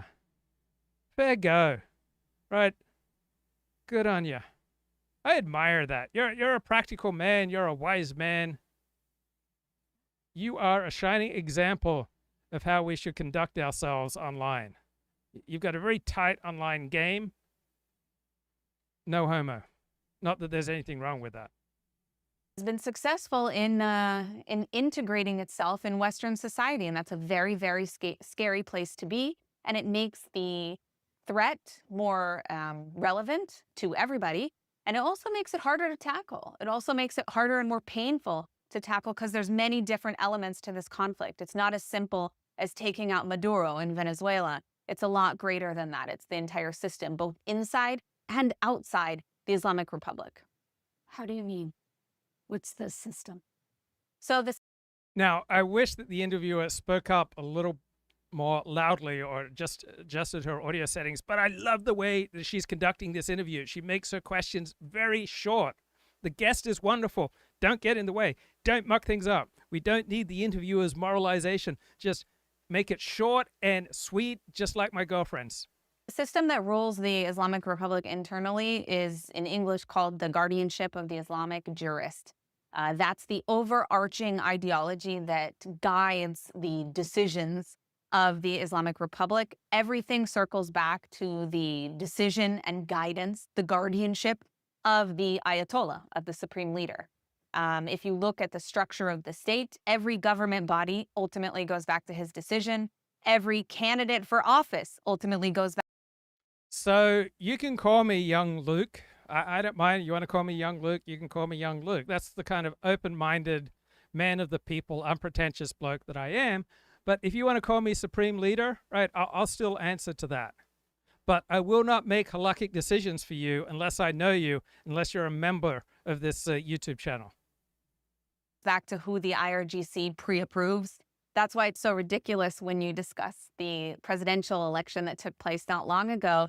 People were saying, oh, well, will it be Pezeshkian or will it be Jalali, the other more extreme, more hardliner candidate? And it ended up being... I was waking up at 2 a.m. with those exact thoughts. It's uncanny how this beautiful woman, beautiful, intelligent woman with my hero system is able to read my mind. Now, I recognize that you're primarily tuning into this live stream for the latest of my military and Middle East and Iranian expertise and how is the war going. And good news, here's the score. Airpower won the first phase. The hard phase just started. The expert story on the 2026 Iranian war has not flipped, it has hardened. 3 weeks in, and the facts are clear. The US and Israel have air dominance. They have degraded Iran's missiles, air defenses, and naval forces. They have killed the supreme leader. And yet the regime is still in power. That tension defines the war. Before the war, most analysts warned that bombing Iran would be risky. They expected escalation, economic shock, and no clean solution. They saw Iran as weakened but not fragile. Now the evidence is in. The opening phase worked. The strikes hit hard. Iran lost assets, leadership, and freedom of movement. But it did not collapse. It adapted. It has shifted to attrition. It fires missiles at bases and Gulf targets. It leans on proxies. The IRGC disperses into smaller, harder-to-target units. The fight continues. The core judgment has not changed. War can destroy, cannot automatically produce a stable outcome. The regime is wounded but intact. A collapse could trigger a civil war. Successor junta could be more aggressive, not less. The risks analysts flagged before the war are now showing up in real time. The battlefield picture is one-sided. The strategic picture is not. The conflict is shifting from a campaign of destruction to a test of political will. Strait of Hormuz disruption is pushing costs into the global economy. Refugee flows are building. External actors like China are watching for leverage. This is not a reversal in expert opinion. It is a confirmation under pressure. The strikes succeeded tactically, but the endgame is still unclear. Here I stand. I can do no other. So help me God. Being Pezeshkian, but it's so funny to hear people speak about this in the Western media because they don't understand that, like, that's not a real election. They had like a tiny, tiny turnout. In fact, the regime actually lied about how many people came out to vote, and they threatened Iranians who refused to vote because the biggest campaign of that election internally was Iranian citizens saying, I'm not voting as a matter of principle, because democracy isn't respected there. It's bogus. I mean, whoever was advantageous for the regime itself to put in the position of president at that time was Pezeshkian. Why? Because Pezeshkian is from one of the two primary camps that exist inside Iran today. One is the reformist camp and one is the hardliner camp. Now, the now deceased Ayatollah Khamenei is obviously from the hardliner camp. So is his son. I love how she says Khamenei. Khamenei. It's exquisite. I love it. I only want to say Khamenei. Now, we have arrived at your favorite moment of the show, where I play just the briefest of excerpts from the New York Times. The billionaire funding France's far right. This article is by Catherine Porter and read by an automated voice. As France elects thousands of mayors this Sunday, one of the most influential players is not on the ballot. So I want you to guess where I'm going to stop this, and I want you to guess what grabs my attention. His name is Pierre-Édouard Stérin. He is a billionaire entrepreneur who left France 14 years ago to pay less tax, but has since spent millions, he said in an interview, to ensure France doesn't disappear. Inspired, he said, by George Soros' support for liberal causes, Mr. Stérin has steered money to right-wing think tanks, political training programs, social media influencers, and non-profit groups to shape the country according to his beliefs: anti-immigrant, free market, less Islamic, and more Catholic. One program Man, this guy's a patriot. We need more right-wingers trying to do the equivalent of what George Soros does with the left. Funded by Mr. Stérin, has, by his count, trained at least 4,000 right-wing candidates in the municipal elections, with the far-right National Rally Party projected to potentially win the presidency next year. Mr. Stérin is striving to accelerate France's rightward shift. I dream of a France that is once again economically powerful, and a France that rediscovers a sense of values, that embraces its Christian roots, Mr. Stérin, 52, said. The France of Mr. Stérin's dreams would be more capitalistic, socially conservative, and Trumpian, and to his critics, racist. Right, this is the type of France that I would love. I won't go on and on with that exciting automated voice, but here's the surprising part of this article. He says the quiet part out loud. He wants to be canonized as a saint. Now, we all want to be canonized essentially as a saint, but almost none of us would have the balls to say it out loud, right? The unwritten rule of the hero system is you don't say that you want to be canonized as heroic. Remember the central teachings of Ernest Becker in his great book, The Denial of Death, that we cannot tolerate knowledge of our own lack of importance. It's not mortality that frightens us. It is that we will have lived and died and nothing much has changed. So we have to construct hero systems to give heroism to our ordinary choices. And our hero systems always disguise themselves, right? We think that we only want what is true and beautiful and virtuous, but what we really want is to be part of something transcendent. And this guy doesn't hide his hero system. He says he wants to be canonized. He's literal. He wants to be a saint. He's organized his entire adult life, his philanthropy, his politics, his asceticism on budget airlines and desk sandwiches, all around one single coherent project. He wants to become a saint. For him, Roman Catholicism is not a faith of the heart. It is a rational and mathematical framing. It's a framework. He is building a scoreboard he can win. So most people run one hero system at a time. This guy runs three simultaneously. He wants religious sainthood, capitalist success, and political transformation. And he's giving away almost all his wealth, or plans to, in that pursuit. Now, hero systems are not just private and individualist. They also require a community that recognizes your hero system. If nobody recognizes your hero system, it's not going to work for you. And so this is where we need niche construction. Niche construction is the process by which every living organism doesn't just adapt to its environment, but actively reshapes its niche, its environment, to improve its own fitness. Right? Beavers don't evolve to suit the river. Beavers build dams and change the river to suit their own interests. Right? The constructed environment then feeds back on the constructor, selecting for traits that fit the new niche. So this bloke, Stérin, he's not just performing heroic acts within an existing environment. He is rebuilding, reshaping the niche, the environment, so that his acts read as heroic within his reshaped environment. Right? The Catholic resurgence he funds, the right-wing candidates he trains, the cultural institutions he shapes, they are not incidental to his personal hero project. They are essential to it. He needs France to change so that he can become more widely acclaimed as heroic. This is beautiful. I love it. It would tolerate little immigration, particularly from Muslim countries that France colonized. Undocumented immigrants who commit crimes or do not work would be deported. Muslim dress would be banned in public, and halal food no longer served in schools. I am even further to the right than the far right on immigration, said Mr. Stérin, who also considers the National Rally's economic program too statist. Mr. Stérin wants to ban abortion, access to which was enshrined 2 years ago. Another piece in the New York Times today: the courts cannot save us from Trump. We have a guest essay here from Duncan Hosey, a legal scholar at the Stanford Constitutional Law Center. The courts cannot save us from Trump. This article is by Duncan Hosey and read by an automated voice. The sheer number of brazenly unconstitutional actions undertaken by the Trump administration this term has left the legal world dizzy. Each day seems to bring fresh depredations.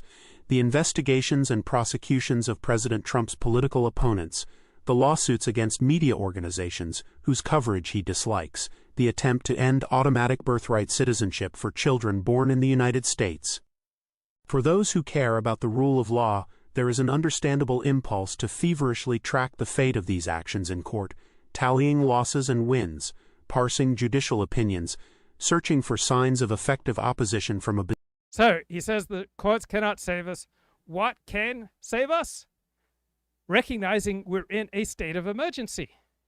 So remember, after Donald Trump lost the 2020 election, he says the election was stolen, and then all those who sided with him and who also sided with the idea that the election was stolen, they were then morally free to do anything you want. And so this author from Stanford Law, he is propounding the same doctrine of emergency, because if he's right, we're in a state of emergency and the courts cannot save us. What can save us? Us recognizing that we're in a state of emergency where there are zero moral constraints. Because once you claim we're in a state of emergency, that the rules and the laws cannot save us, then you're free to do anything. Nothing is illicit. Besieged legal order. But that impulse is largely misplaced. As necessary as the courts are in this fight, they are far from sufficient against a figure like Mr. Trump, who refuses to honor the conventions and commitments of constitutional law. So he is making the mirror image argument that Trump and Trumpists made following the 2020 election, that the power has rigged things and therefore we don't have to respect power. We're in a state of emergency and all things illicit to fight the bad guys.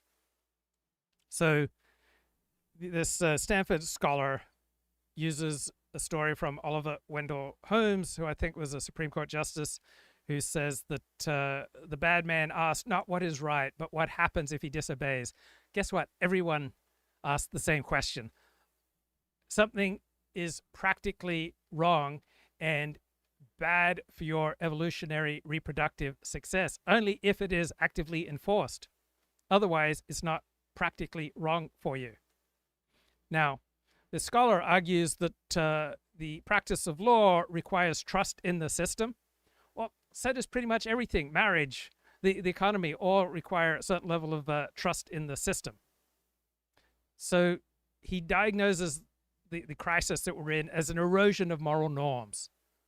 And then he is unleashing an erosion of moral norms by saying essentially that the only practical response to an erosion of moral norms is to forget about moral norms in opposition to moral norms. So he identifies the erosion of moral norms as the disease and then recommends more erosion of moral norms as the cure. And he doesn't notice the tension because it just feels so righteous from where he stands, right? Righteousness and coherence are not the same thing. So we need some Carl Schmitt here, who says that in many parts of politics, the fundamental distinction is between friend and enemy, not between good and evil, not between legal and illegal, not between constitutional and unconstitutional, between friend and enemy. So if you're in an emergency state of exception, the law, if it is not backed up by armed force, is unlikely to save you. Placing too much faith in the courts in this moment mistakes litigation for resistance. It risks obscuring the greater importance of the political battlefields where... So this scholar is arguing that Trump is bad, he's a bad man, and he's ignoring constitutional norms, right? This is a highly moralized description of something much more ordinary. Now, why are there such great intense incentives to make all these intense, over-the-top, hyperbolic moral proclamations? Because they're very effective at rallying your side and demeaning and diminishing the enemy. So Trump is claiming sovereign power in the Schmittian sense. He decides that we're in a state of exception. And now Hosey says, this is bad. And because of this state of exception, we're in a state of exception. And we need to then oppose him effectively with all normal rules suspended. So both Trump and this Stanford scholar say we're in a state of exception where all moral norms need to be set aside. So the terrain is divided into places where truth lives and places where it doesn't. So for the Stanford scholar, truth lives on the street with the organizers of the anti-Trump resistance in the mutual aid network, but it doesn't live in the law firm, or the courtroom, right? So he devalues what's going on with the elite law firms, and he elevates the grassroots political organizer. And he says, I understand the crisis, right? There's an area of American life where the truth rules, and then there's another area where it doesn't. And this is how expertise works in contested political movements, not by persuading through evidence, but by getting audience to grant deference to the experts,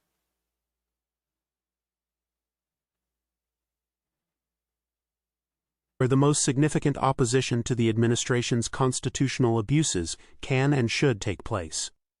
Consider a recent example. 4 law firms had refused to capitulate to Mr. Trump's executive orders last year. So if anti-Trump political activism, if this kind of direct action and decentralized resistance to Trump is authorized by the emergency that we're in, so who decides we're in a state of emergency? Who decides when the emergency ends? Right? What counts as sufficient evidence that the courts are working?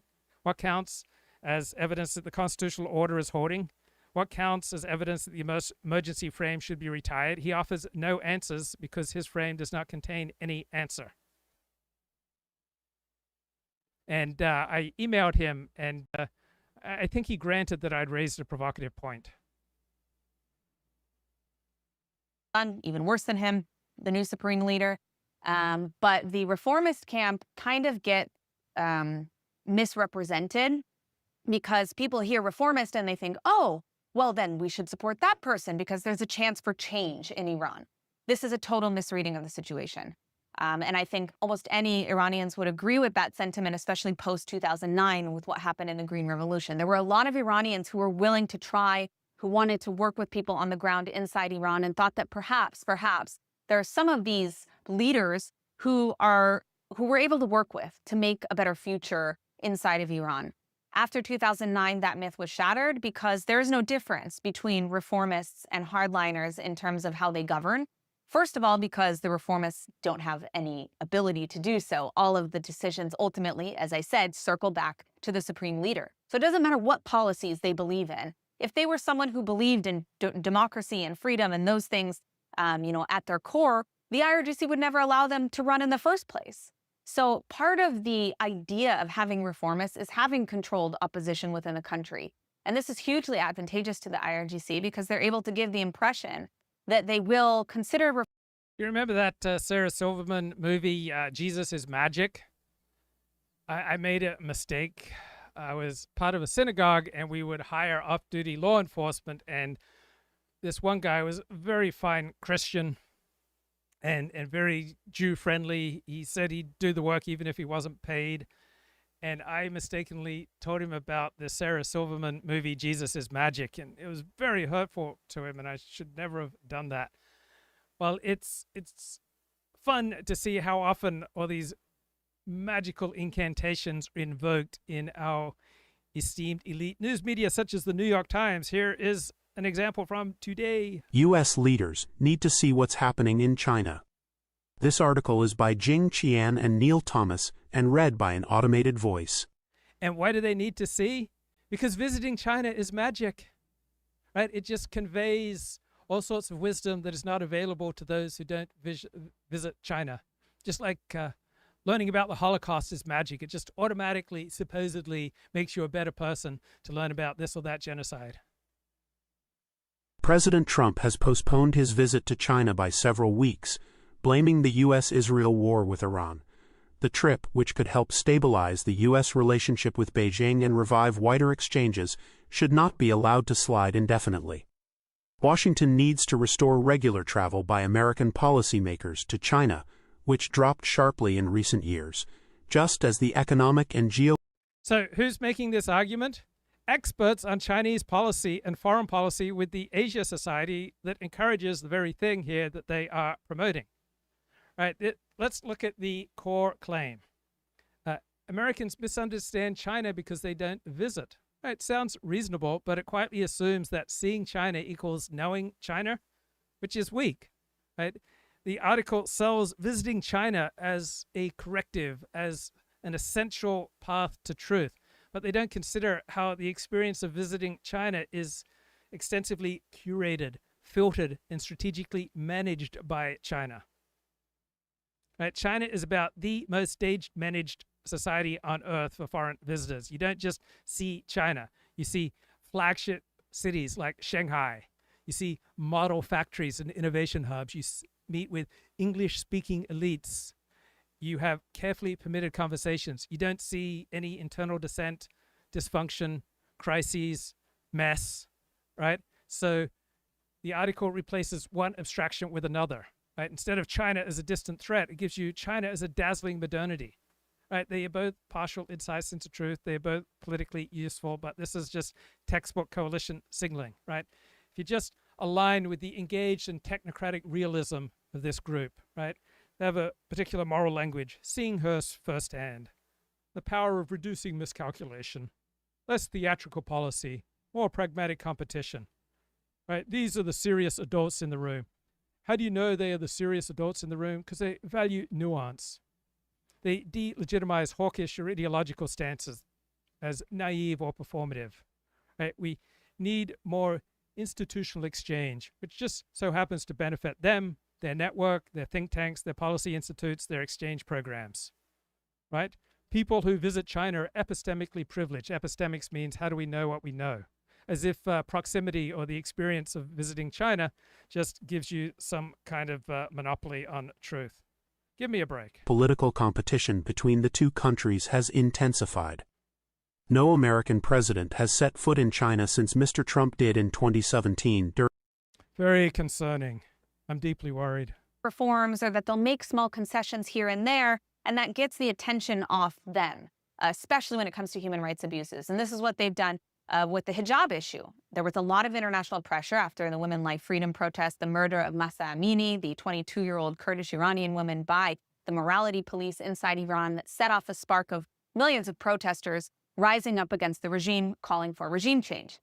Now, in response to this, after we saw the election of the president, and Pezeshkian, who's a reformist, won this election. Now, all over the West, they were saying, oh, is there potential for change? Is there potential for change? No, absolutely not, and I'll explain why. Pezeshkian himself, he's a medical doctor, and he was the senior, leader, I don't know what the exact title is, in one of the hospitals prior to his position now in politics and in government.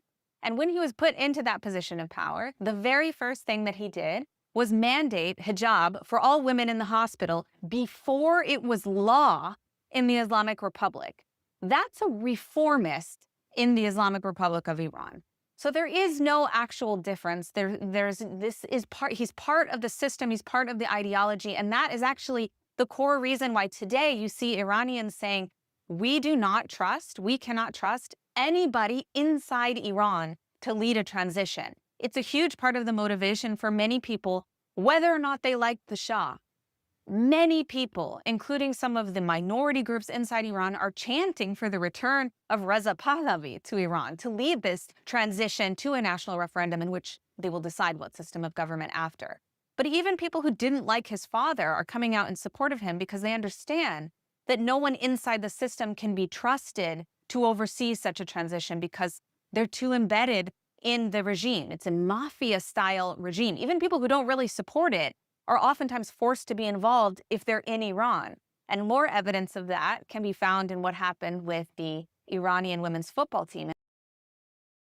So, do you guys know Camilla Cavendish? I was reading the Financial Times, as one does on a weekend, and I was just taken by her name, Camilla Cavendish. I mean, what an amazing name. I am awestruck by this name, Camilla Cavendish. So what a beautiful woman as well. And Britain must be vigilant to the risk of sabotage by hostile states. You go, Camilla. If Moscow and Beijing are determined to destabilize the West, the new strategies are needed. Amen. I mean, this is my type of woman. A former associate editor and chief leader writer of The Times. She is a research fellow at the Mosava Rahmani Center for Business and Government, Harvard Kennedy School. She was head of the Downing Street Policy Unit under Prime Minister David Cameron and is a winner of the Harold Wincott and Paul Foote Awards for Journalism. Wow, this is some Sheila. Oh, looks a little different in person. The same trajectory, ultimately. And some of this, I've interviewed women all over the world about this, and a lot of this is...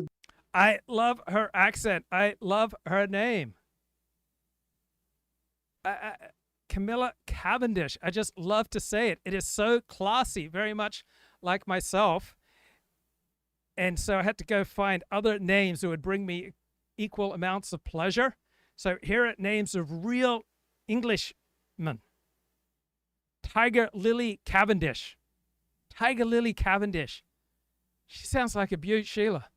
Octavia Fitzmaurice. Ah, you got a Roman numerical first name with a Norman French surname. That's my favorite combo. Inigo Philbrick. Now, I must warn you, he is a controversial figure in the art world. But Inigo, what a classic marker of a high status, high society, high class bloke.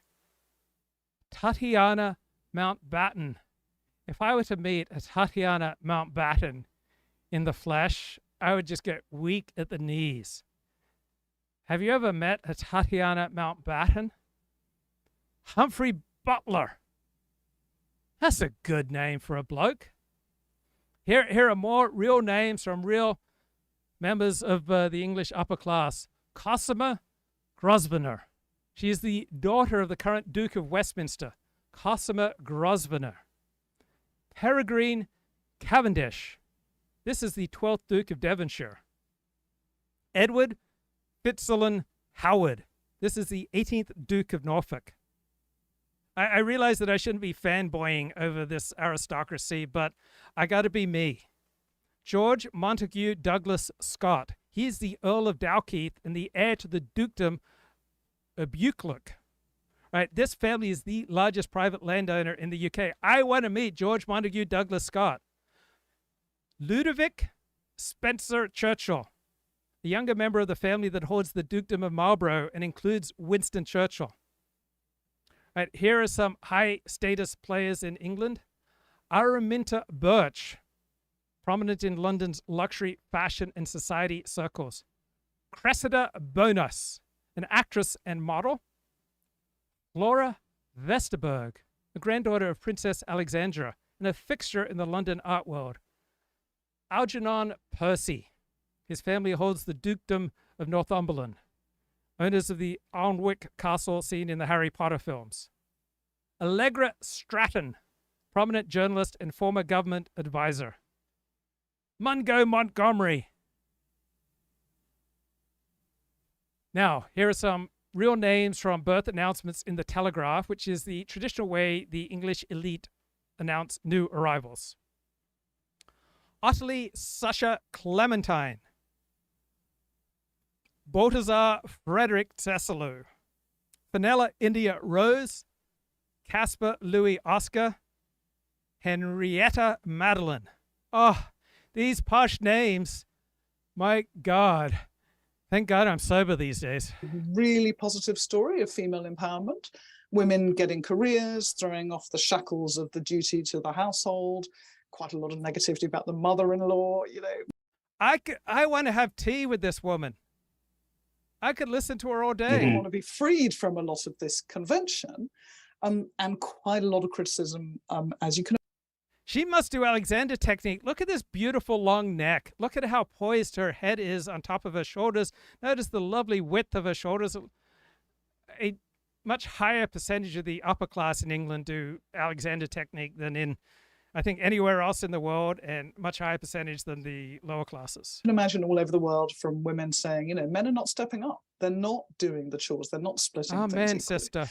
And quite a lot of evidence in Europe that the countries which we all think of kind of, you know, as the ultimate perfection countries, you know, the Scandinavians and so on, where actually men do seem to really be very positive about women's careers, very supportive and supportive. No one's more positive than I am. I love these posh names. They're the best. Oh, I'm sorry. I need a moment. In Australia this past week, where they were at the Asia Cup, they refused to sing the anthem of the Islamic Republic. They were threatened as a result by officials inside of Iran. And 5 or 6 of them, I believe it was in the end, applied for asylum in Australia and decided to stay. The rest of the team went back. Most recent updates is that I believe it's 4 of them or 5 of them now have decided to go back to Iran. From all the reports from everyone who knows them, and we even knew this before, that they were threatening their families. At least in one of the cases, one of the athletes, they don't know where her family is. So it's very concerning what's happening on the ground. But I have to say, it's not new. It's not new. I mean, this is what the Islamic Republic has done for years. They've politicized sport, and they've used it as something to legitimize their international acceptance. And that's a total perversion of what sports should be. And the way that they persecuted their athletes, it's criminal, obviously, but it's also, it shouldn't be accepted by the international sporting agencies. You know, to refuse to compete against Israeli athletes, for example, is a long-standing tradition of the regime. I mean, these are athletes in Iran who worked their whole lives for some of these opportunities, and it's taken away in an instant because the Islamic Republic doesn't want them to face off against an Israeli. It's ridiculous. And beyond that, I mean, they have executed some of their top athletes for protesting, for opposition to the regime, going all the way back to the early 1980s. Dozens of athletes have been executed. Football players on the national team executed. The women's volleyball captain was executed in the 1980s, I believe it was. I mean, the list goes on and on. In recent years, we saw Navid Afkari, a champion wrestler in Iran. He was executed for taking part in protests. So it's a criminal, savage regime that cares very much about their perception, but not enough to actually do the right thing in any of these cases. Just enough to try to cover it up and to use some of these opportunities in international sport to advance their own agenda and to exert control and pressure on their own citizens. I mean, it's disgraceful. Say more about the 2009 Green Revolution. What was that about? What happened? What was the upshot of that? Well, the 2009 protests were about election fraud, basically. I don't want to go into too much detail because it's not actually so relevant to today because there have been so many uprisings. I mean, we saw student uprisings before that. We saw it in the 1980s as well. And every time there have been these uprisings, there have been mass executions as a result. The most horrific being what we saw 2 months ago now with the execution or murder on the streets of around 30 to 40,000, we believe it is. And it's similar reactions every time there's an uprising. The Iranian people are unarmed. They don't really have the ability to combat the strength and the scale of the regime, especially when we're talking about a regime that prioritizes repression, even over their own well-being. They've completely destroyed their own currency, which is one of many, but one of the factors that contributed to this last wave of protests. They have sent the money of the Iranian people all over the world to terror proxies to destabilize. So in these chaotic, perplexing times, I wish we had the wisdom of George Shultz around. I wish he was still here to guide us. Just such a great man. I'm Bill Whalen. I'm the Hoover Institution's Virginia Hobbs Carpenter Distinguished Policy Fellow in Journalism. I'm not the only fellow who is podcasting these days. I encourage you to go to Hoover's website and check out what we have to offer. You can find that by going to hoover.org/podcast, and there you'll see just a whole fleet of remarkably great podcasts, including, if I may say so, the audio version of the Goodfellow Show that I have the honor of doing with Neil Ferguson, John Cochran, and H.R. McMaster. Now, if you're listening to this while you're driving at your car, look at your gas gauge, because if it's low, like most Americans, you're dreading a fill-up. And count me in that camp. After this podcast is over, I have to go fill up my SUV. It's going to be about a 15 to 20. I apologize. I didn't cue it up correctly, so shoot me. I want to get to the wit and wisdom of George Shultz and his piercing blue eyes. They would just see right through you. I wish good old George was still around because he had such wisdom. And to be part of some kind of chain of tradition going back to those piercing blue eyes of George Shultz. Oy vey. Podcast David Fetter. David Fetter is the Stevenson Policy Fellow at the Hoover Institution, where he supports fellowship research within the George P. Shultz Energy Policy Working Group, Hoover's National Security-Oriented Global Policy and Strategy Initiative, and the Joint Hoover-Asia Society Working Group on Semiconductors and the Security of the United States and Taiwan. David, thanks for coming on the podcast today. Happy to be here, Bill. So, question. How did you get to Hoover? Where did we get you from? Who did we steal you from? Good question. George Shultz recruited me to Hoover about 14 years ago. And what a great man. Did I tell you about George Shultz's piercing blue eyes? The way that man's intellect would just cut to the nub of the matter. I was a student here at Stanford, considering a future life in academic research. And I saw Shultz around campus talking about energy issues. And I thought, you know what? This guy has his head screwed on right. I didn't know anything about his history beyond sort of headlines. I was a child of the 80s. But I came to know him over the years, and I'm glad. Talk about a man with his head screwed on right, just piercing intellect, and those blue eyes were just to die for. Glad I did. Did you actually have to sit down for an interview with the great man? I did. Most of all, good old George, he had a smile that would just light up the room. As you'll remember, Bill, and I think many of us here at Hoover, those bright blue eyes would stare right into your soul as you sat across from him. I remember many mornings, both in the interview and later, on the couch in his office in the corner at the Herbert Hoover Memorial Building. And you had to be on your A game when you're in front of Schultz. Oh, yeah. You really did. Really? I know what you're talking about, the piercing blue eyes. He didn't blink his eyes a lot either. So sometimes he would just look at you. And I remember being in a meeting with him one time, David, with a group of fellows, and he was looking at me. And I didn't know if it was one of those things where he was trying to figure out who I was and what I was doing in the room, or I looked particularly stupid that day, but he would just look at you. The other great talent he had, and boy, I could talk all day about George Schultz, because what a fascinating man. He had just this brilliant mind, David, that was able just to kind of get to the heart of matters. I'd get called into a meeting with him when somebody would come to Hoover offering a ballot initiative, and they'd want to come meet the great man and get his endorsement. So he would sit there very patiently. They would talk for half an hour on why their particular initiative was, the greatest thing since sliced bread and was going to change the world as we knew it.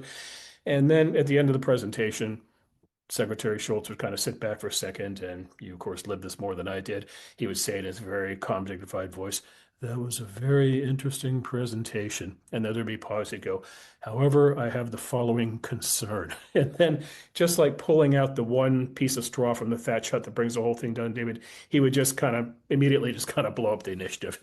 And the poor people just walk out of there crestfallen, happy to have met him, but just realizing they'd been kind of taught a lesson. No, that's right, Bill. And, I think about George Schultz. I think about George Schultz, too, is piercing blue eyes and just that timeless wisdom that he had. For sure, in weeks like this. I came to work with him on his then Energy Policy Task Force, which was set up around 2007 when oil prices were very high. We're getting back there now. And Schultz would look back to his history. Actually, when he first worked for President Richard Nixon, one of his first jobs. So George Schultz was on the board of Theranos. And when his grandson kept warning him that Theranos was a big scam, well, of course, George Schultz sided with the scam and against his own grandson. And he recruited Henry Kissinger, former Secretary of State, former Secretary of Defense William Perry, former U.S. Senator Sam Nunn, all to the Theranos board. He was completely under the sway of scam artist Elizabeth Holmes. But gosh, George Schultz had such great judgment promoting this scam and recruiting for this scam and humiliating and demeaning his own grandson who kept warning him this was a scam. So George Schultz all in on the Theranos scam, but he had such great judgment. He had those piercing blue eyes. Was to lead a task force on the oil import crisis in 1969. Man, if only we had that kind of wisdom with us today. As other countries to take up territory in some of those countries, occupy it, and carry out terror attacks, both against others in the region and, of course, against Israel, if possible. And all of this, while the Iranian people don't have basic resources or infrastructure because it's not upkept by the regime to carry out their everyday lives. I mean, the economy is in shambles. There's not proper electricity. The water crisis is existential almost. Tehran has no water. Like the mismanaged. All right, you want to show that you are elite? Use the word existential as often as possible. Okay, the following news, guys.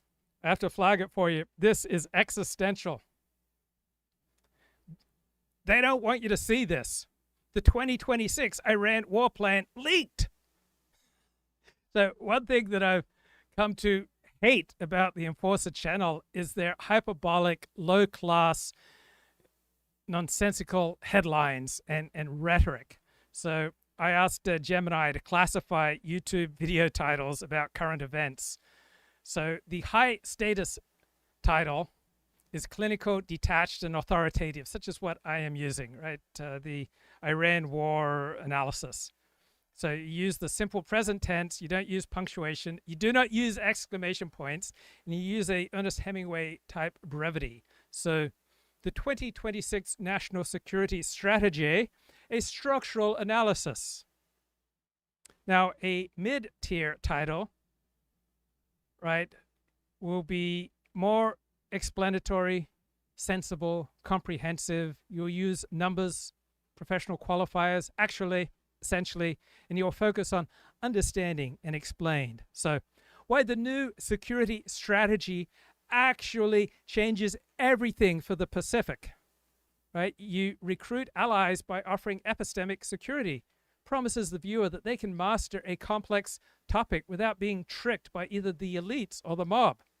Now, the enforcer uses low status titles. They don't want you to see this. The 2026 war plan leaked. They use all caps. They use they. They use exclamation points. The truth about. They say shocking. How about newspaper headlines? Right? They use a nominal, passive, and intentionally dry style. They avoid puns, slang, or any sense of excitement that might suggest the paper is trying to sell itself. They use long, multi-clause sentences, heavy use of colons, absence of bold fonts, or exclamation points. They want to signal institutional reliability and historical permanence. Example, federal budget reconciliation process faces delays amid multilateral negotiation gridlock. Now, the middle brow headline will be, why the news budget delay is a blow to hardworking families and who is to blame. And the tabloid approach will be, all caps, budget blooper, slow-mo polls stall our cash. Okay, let's say you got upper class, middle class, and lower class bloke all at a sports bar. They all see the same touchdown, and they all text a friend about the touchdown. So high status bloke says, successful execution of the vertical concept against a standard quarters look, 6. The middle class bloke says, Stroud actually manipulated the safety there. That's a 70% success rate on that specific RPO look this season. Low status guy texts, let's go. They can't stop us. Stroud is the GOAT. Right, they want to signal underdog solidarity, use screaming syntax and collective pronouns, prove he is a faithful member of the tribe.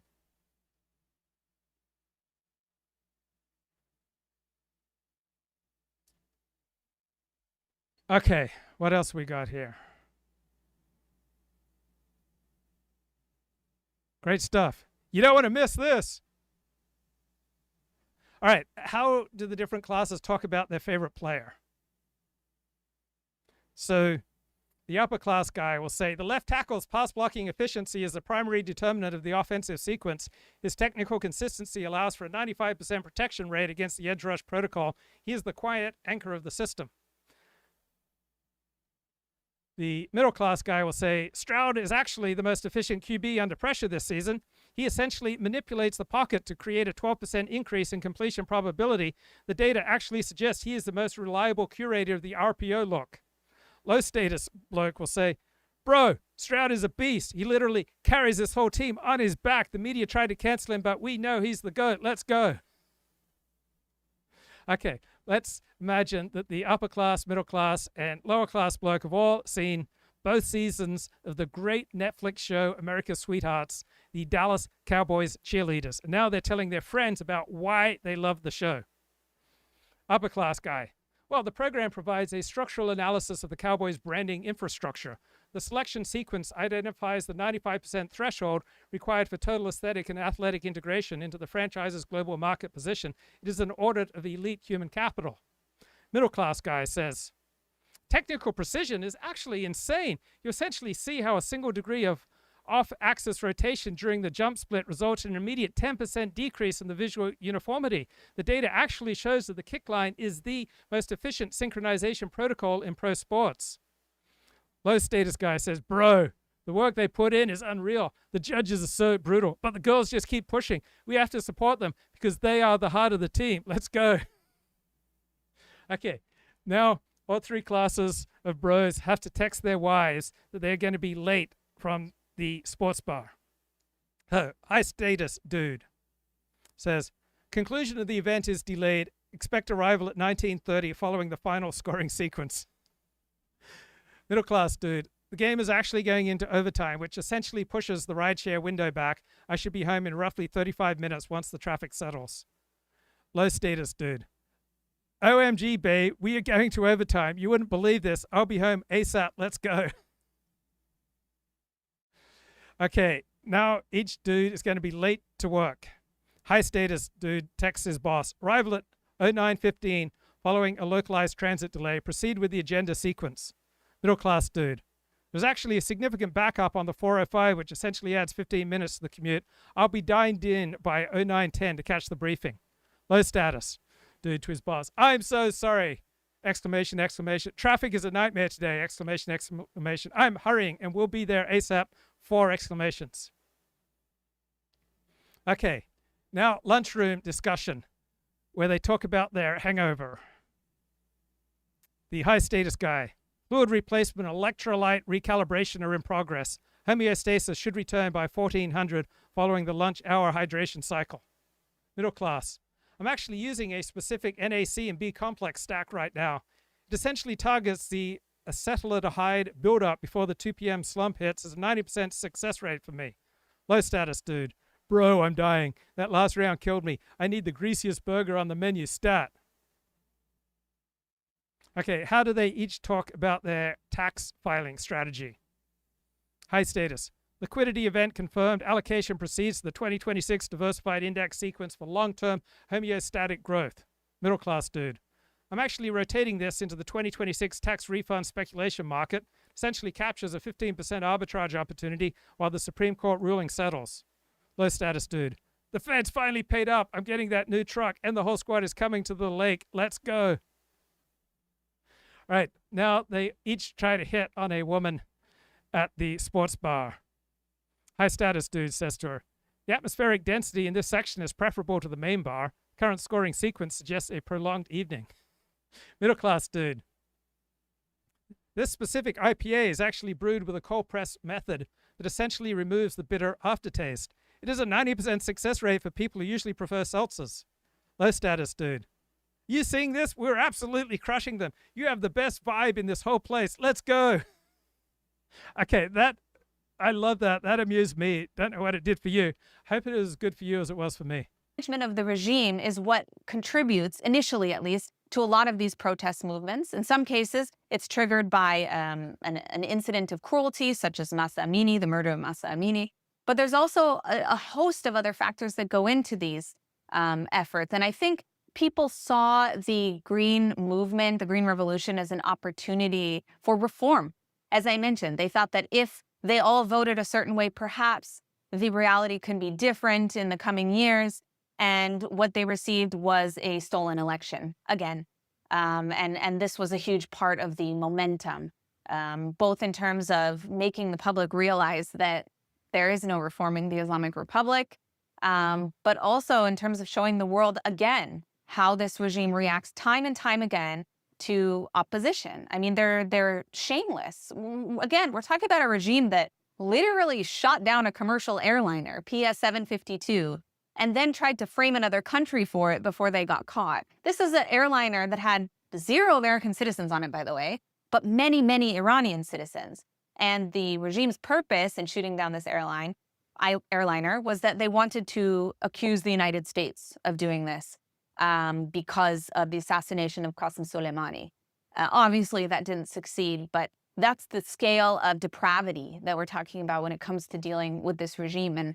And you know, the West doesn't really understand this. The Iranians have had to learn the hard way that there really is no other option. And I think that's why you see such a difference today in the responses of your average person on the street in the West to the war and your average Iranian, both in the West and in Iran. There was a very strong positive response from Iranians. Everyone I have spoken to, everyone, including those who don't really like America so much, they were all positive about.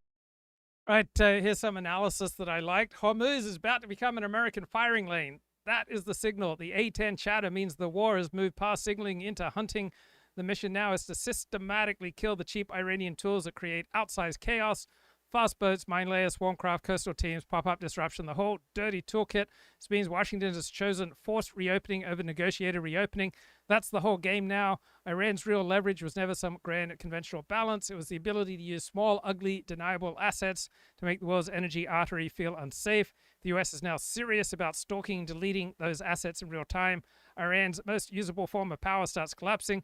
That is why the threats are widening toward desalination grids and civilian systems. Tehran can feel the straight weapon slipping. It is reaching for uglier hostages. The plane itself is secondary. The meaning is primary. A-10 planes mean low, dirty, persistent killing. They can fly for hours overhead. They are waiting. They are watching. They are erasing anything that moves. That tells you the objective is no longer abstract deterrence. The objective is operational ownership of the corridor. So this is kind of middle brow. So what's going on? America is preparing to butcher the denial mechanism, not scare it, not out-message it, destroy it. That's the next phase of the war. Likely direction is clear. Iran loses its best coercive lever in the strait. The Gulf corridor is reopened by force. Oil comes down because the hostage mechanism is broken. The dangerous part comes first. A cornered Iran lashes out at civilian dependencies because that is all it has with real bite. Water, power, urban stability, that's the final card. The A-10 is the public tell that the war has entered the... I don't think I can say this word. It's a bad word that starts with E and is very long. Phase for Iran's Hormuz denial assets. Woo. The U.S. efforts, U.S. and Israeli efforts against the regime inside of Iran. Nobody wants war. Nobody wants their country to be invaded. But the fact that you see so many Iranians to the point of desperation where they are begging another country to bomb their regime, that should tell you how bad this situation is. Mark Halperin gave a lecture at Hillsdale College. As a new form of media, talk about constructive alternatives. I believe two-way is a constructive alternative as a business model for the media, but also for serving the public interest. So after that, we're going to do Q&A. As far as I'm concerned, no topics off limits. Then you can ask about whatever you want. You can ask Washington Bureau right near the White House. And I said I wanted the job, but I wanted to do it from the ABC headquarters on the Upper West Side of Manhattan. I told them I wanted to be more in touch with the real lives of real people. And amazingly, they bought that. So I've lived in Manhattan, but I've covered politics in 49 of the 50 states. And this is one of the few iconic American places I'd never been before today, so I'm appreciative for the invitation to come here. But I've been everywhere, and I don't believe that all the wisdom in the United States is found in Washington and New York, to say the least. Part of why I was one of the few people in my business to believe Donald Trump could win the election in 2016 is because I covered Trump rallies in more than 30 states, and I talked to Trump voters at all those rallies. And I learned again that there was a different point of view than you would hear in most parts of Washington and New York. I met President Trump well before he ran for president. I met him in 2011. And I live about a mile from him in New York, about a mile from Trump Tower, where he basically lived. And I'd met him a few times at book parties, but I didn't really know him. And then in 2011, he spoke at CPAC, the annual meeting in Washington, for conservative activists from across the country, a lot of younger people. And plenty of people who want to run for president as Republicans show up and speak at CPAC. And President Trump came that year, and he gave the best speech of anybody at CPAC. I watched them all, and his speech got the best reception. Dennis Prager said the speech was disqualifying, that Donald Trump could never be a serious presidential candidate. Why? Because he used profanity. If you go on YouTube or cspan.org and watch the speech, it'll be very familiar to you. Talks about China ripping us off, Mexico ripping us off, illegal immigrants, career politicians not knowing what they're doing. And so I went on Morning Joe the Monday after CPAC ended, and I said, I saw all the speeches of every contender, and Donald Trump's was the best. And if you don't take him seriously as a presidential candidate, again, this is 2011 for the 2012 cycle where he was thinking about running, I said, if you don't take him seriously, take his ideas seriously. And in many ways, President Trump is a complicated person, but in many ways, he's quite simple. One thing about him is if you go on television and say nice things about him, he likes you. So later that day, he called me up and he said, Donald Trump, come to Trump Tower and let's talk politics. So I went over and I got there right on time, and he was in a meeting that kept me waiting. And his top political aide at the time showed me into his office, and we sat waiting for Donald Trump to become available. That guy's name is Michael Cohen, who back then was a Trump loyalist. And on Michael Cohen's wall of his office, there was a bookshelf filled with binders. And I asked him what they were. He said, these are letters that people have written to President Trump asking him to run for president. I said, can I see? He took one down. And these were mostly handwritten, some typed letters from all over the country, people saying, please run for president. You have to run for president. We need you to run for president. Here's $5. Imagine giving a billionaire a $5 bill, asking him to run for president. Two other experiences informed my view of President Trump and the fact that he was... So I did not know the following. Of Islamism, it can seem like the communists were just used and discarded, as opposed to it continuing to be part of the philosophy. Well, Khomeinism at its core does have elements of Marxism. It always has. It was part of the reason they worked with the PLO. I mean, I would say the PLO is more communist than they are Islamist, strictly, despite the fact that they're a terror organization. So that was a natural match ideologically. But the groups that supported Khomeini at the time of the revolution also include the Mujahideen, MEK, they're known as. Or they also have a lobbying group in the United States known as NCRI, where they pretend to be democratic. This is an organization that actively helped the Ayatollah come to power in 1979. And then after the Islamist faction took over, they did persecute the communists, including MEK, which is why MEK now claims that they are opposition to the regime. Now, this is something totally rejected by the Iranian people. Nobody really likes MEK. They don't trust them probably just as much, if not more, than the regime itself. So this is not a credible opposition to the regime. And despite that, that's something that they continue to parrot in international media as well. This idea that there are multiple options for opposition, when in reality, there really aren't right now. As I mentioned, you can love the guy, you can hate the guy, but Reza Pahlavi is really the only person who Iranians, the most important people in this equation right now, that Iranians would accept as a transition leader. So that's another narrative, by the way, that they continue to promote in the Western media, to attack Reza Pahlavi and minimize his influence. Oh, he doesn't have any support, when clearly he does. Is MEK also Shia? Yeah, MEK is a Shia organization, but the emphasis with them is less on religion and more on, well, ultimately communism, Marxism. And NCRI, what does that stand for?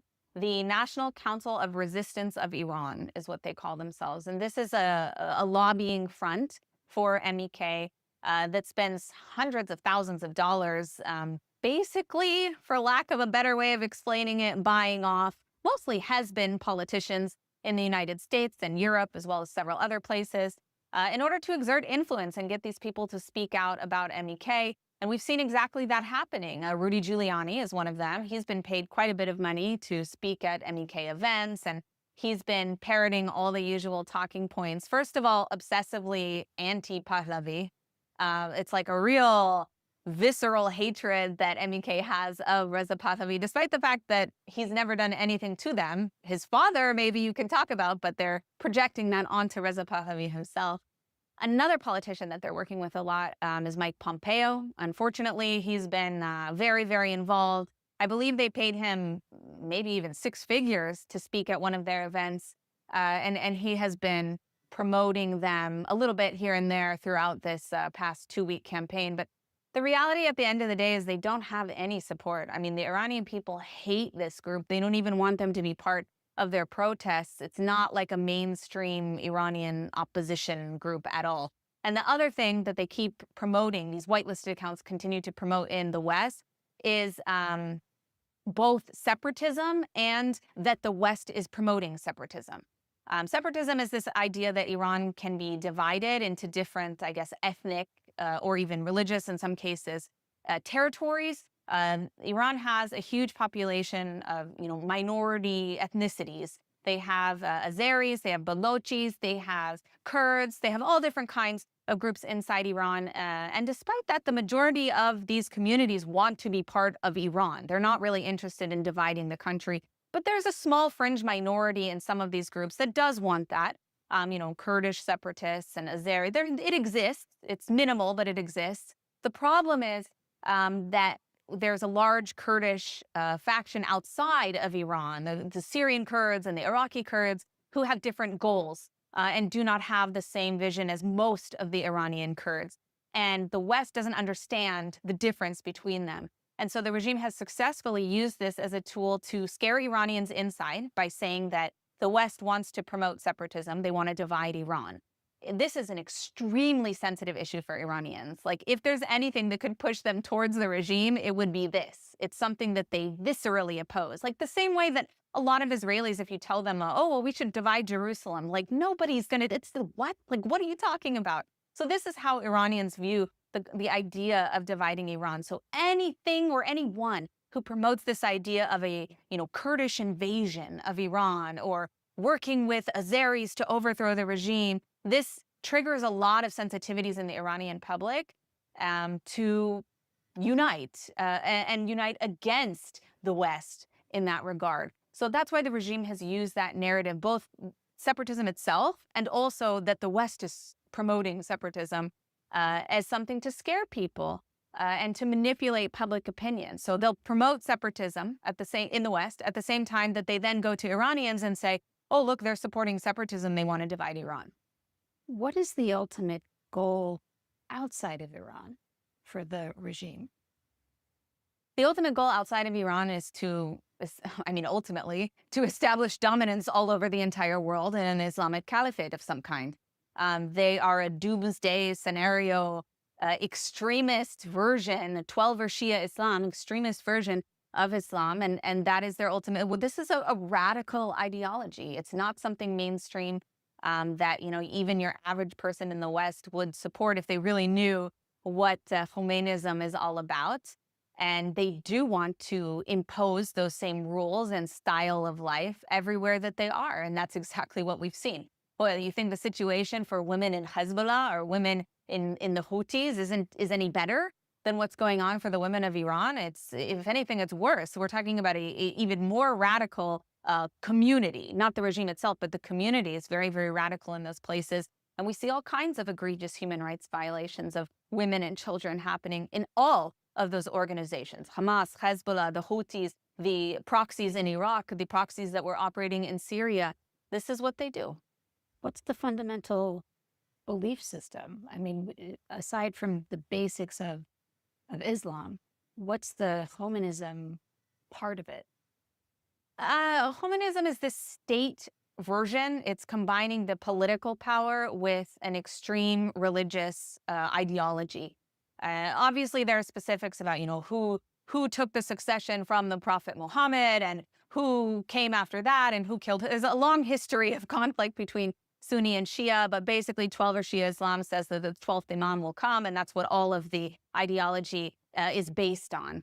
That itself isn't the extreme part. The extreme part is the implementation of this ideology as a system of formal government. It is political Islam at its core, and not Islam like let's all be friends and talk about interfaith diversity. No, like extreme, hardcore Sharia law, all the stuff that you think is a conspiracy. That is the Islamic Republic. Sadly, I know some people will dismiss me even for saying this, but that is the reality. And that's why you see Iranians, even in the United States, sounding, to your average Western person, sounding extreme because they have seen this and they've experienced it firsthand. And I only have a taste of this living in the Middle East and being on the receiving end of ballistic missiles here in Israel and dealing with the terror proxies of the regime.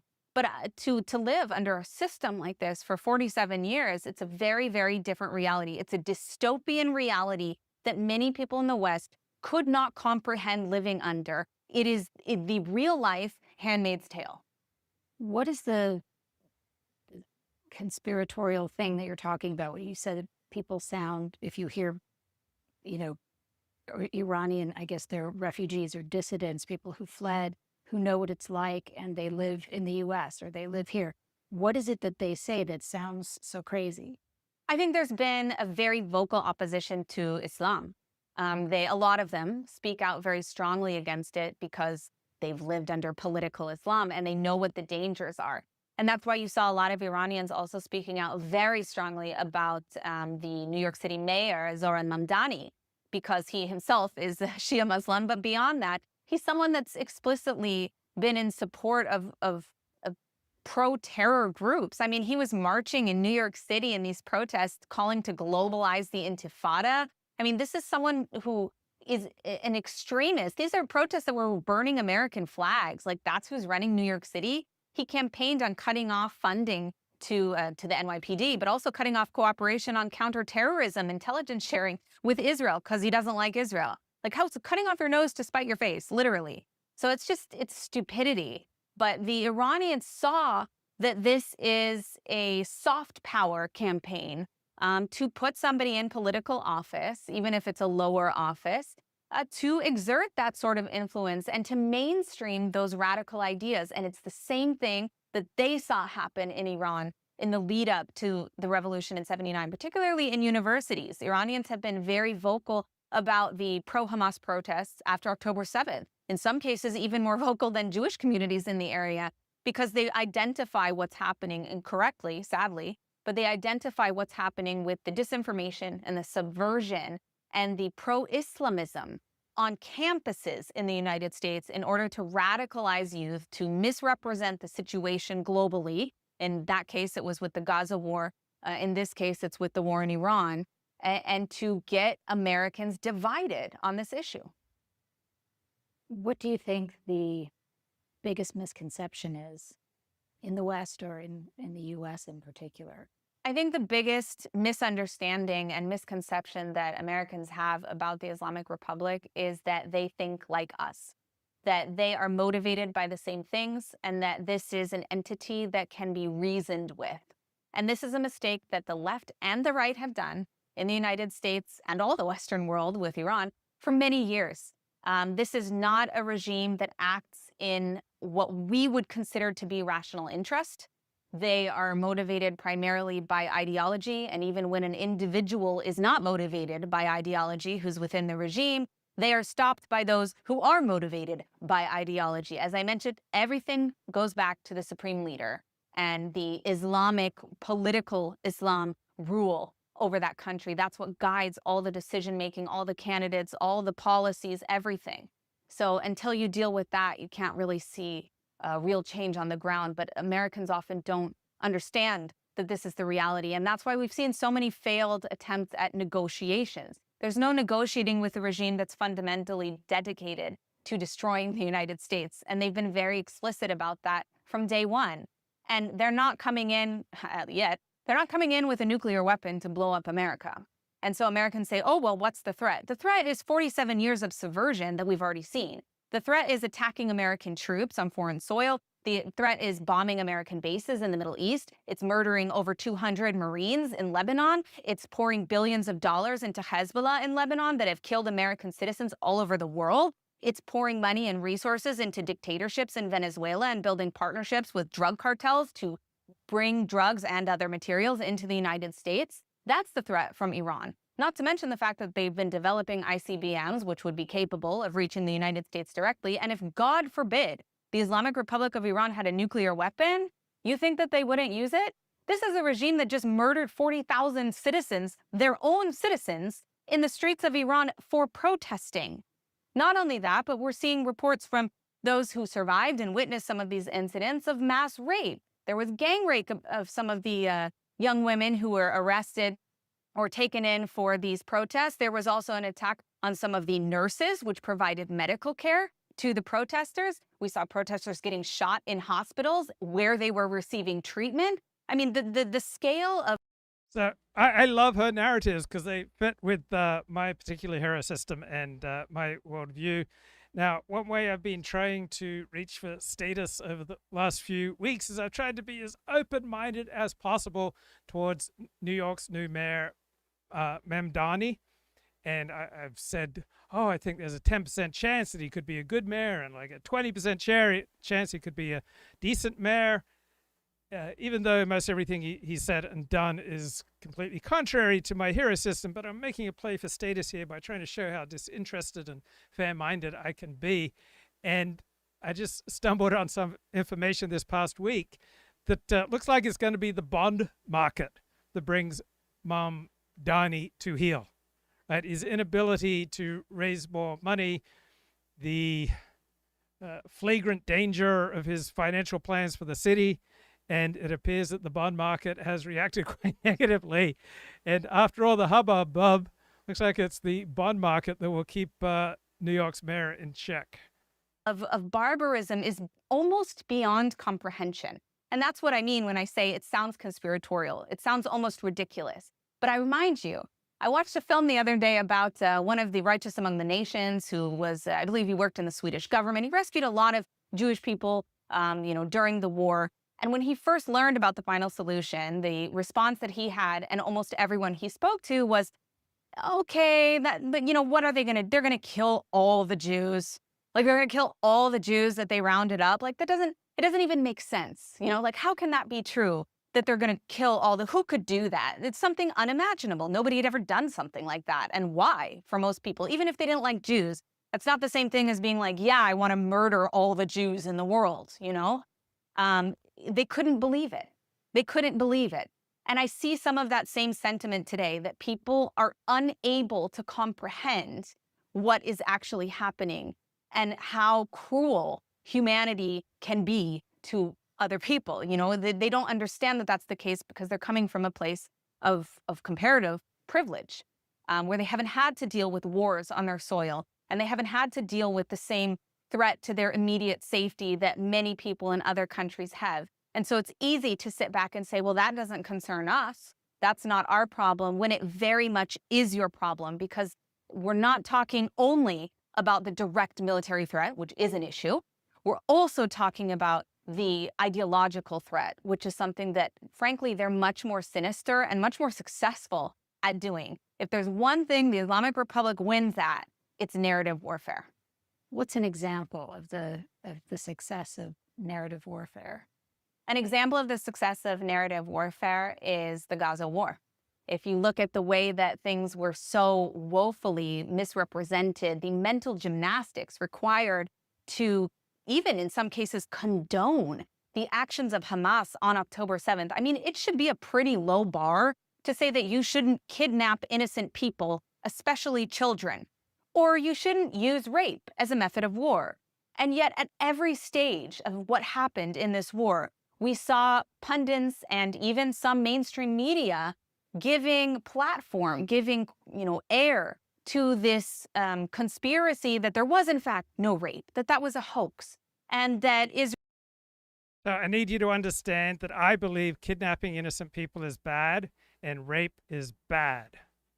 Israel is targeting children, okay? That Israel is committing genocide. There's all these accusations that have been used, that have been levied against the state of Israel in this conflict. When you look at the actual policies of the IDF, whether you agree with them or don't agree with them, they are actually significantly more careful in terms of warfare, especially urban warfare, than other Western actors have been in the past few decades in their conflicts. I mean, if you look at the United States, the UK, other countries as well that were operating in Iraq and Afghanistan, the civilian to combatant ratio is significantly worse in terms of more civilians than what we have seen in Gaza. Now, we don't have a final count. We don't have the total numbers, at least that have been formally released by the IDF.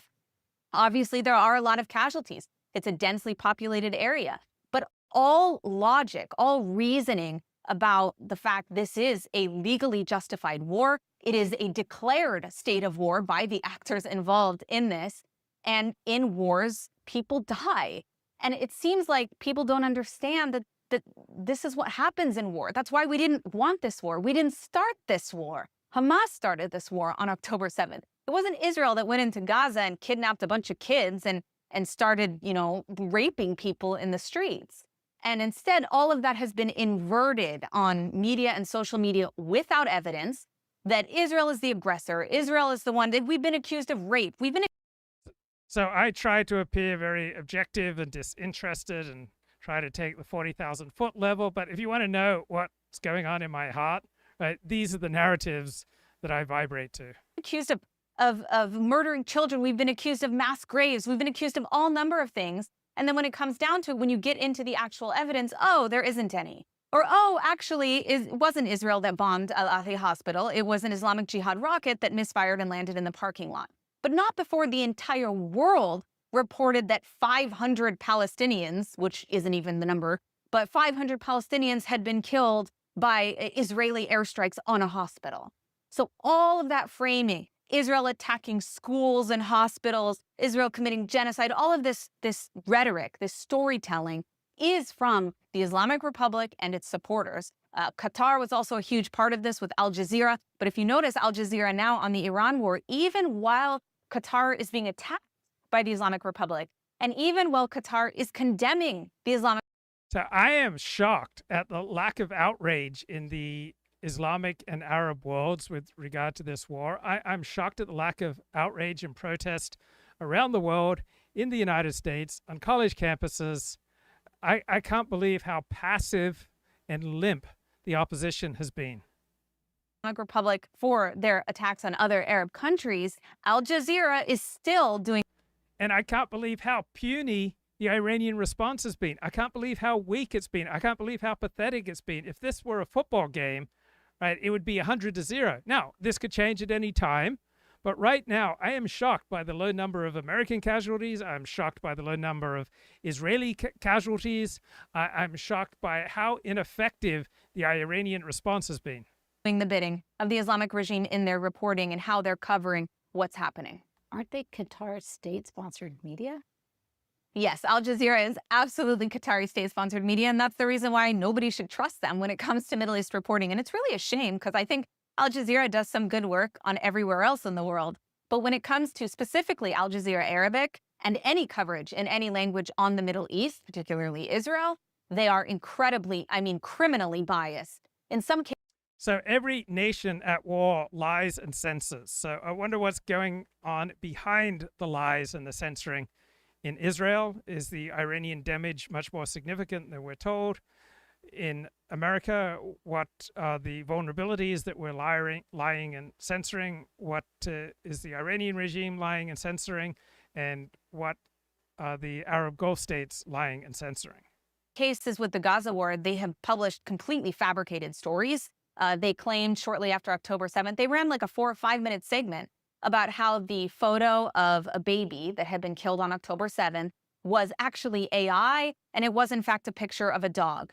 This is absolutely false. And in fact, other independent AI experts examined the photos and determined, from France, I believe they were, and determined that the photo Al Jazeera used was AI itself, the photo of the dog, not the reverse.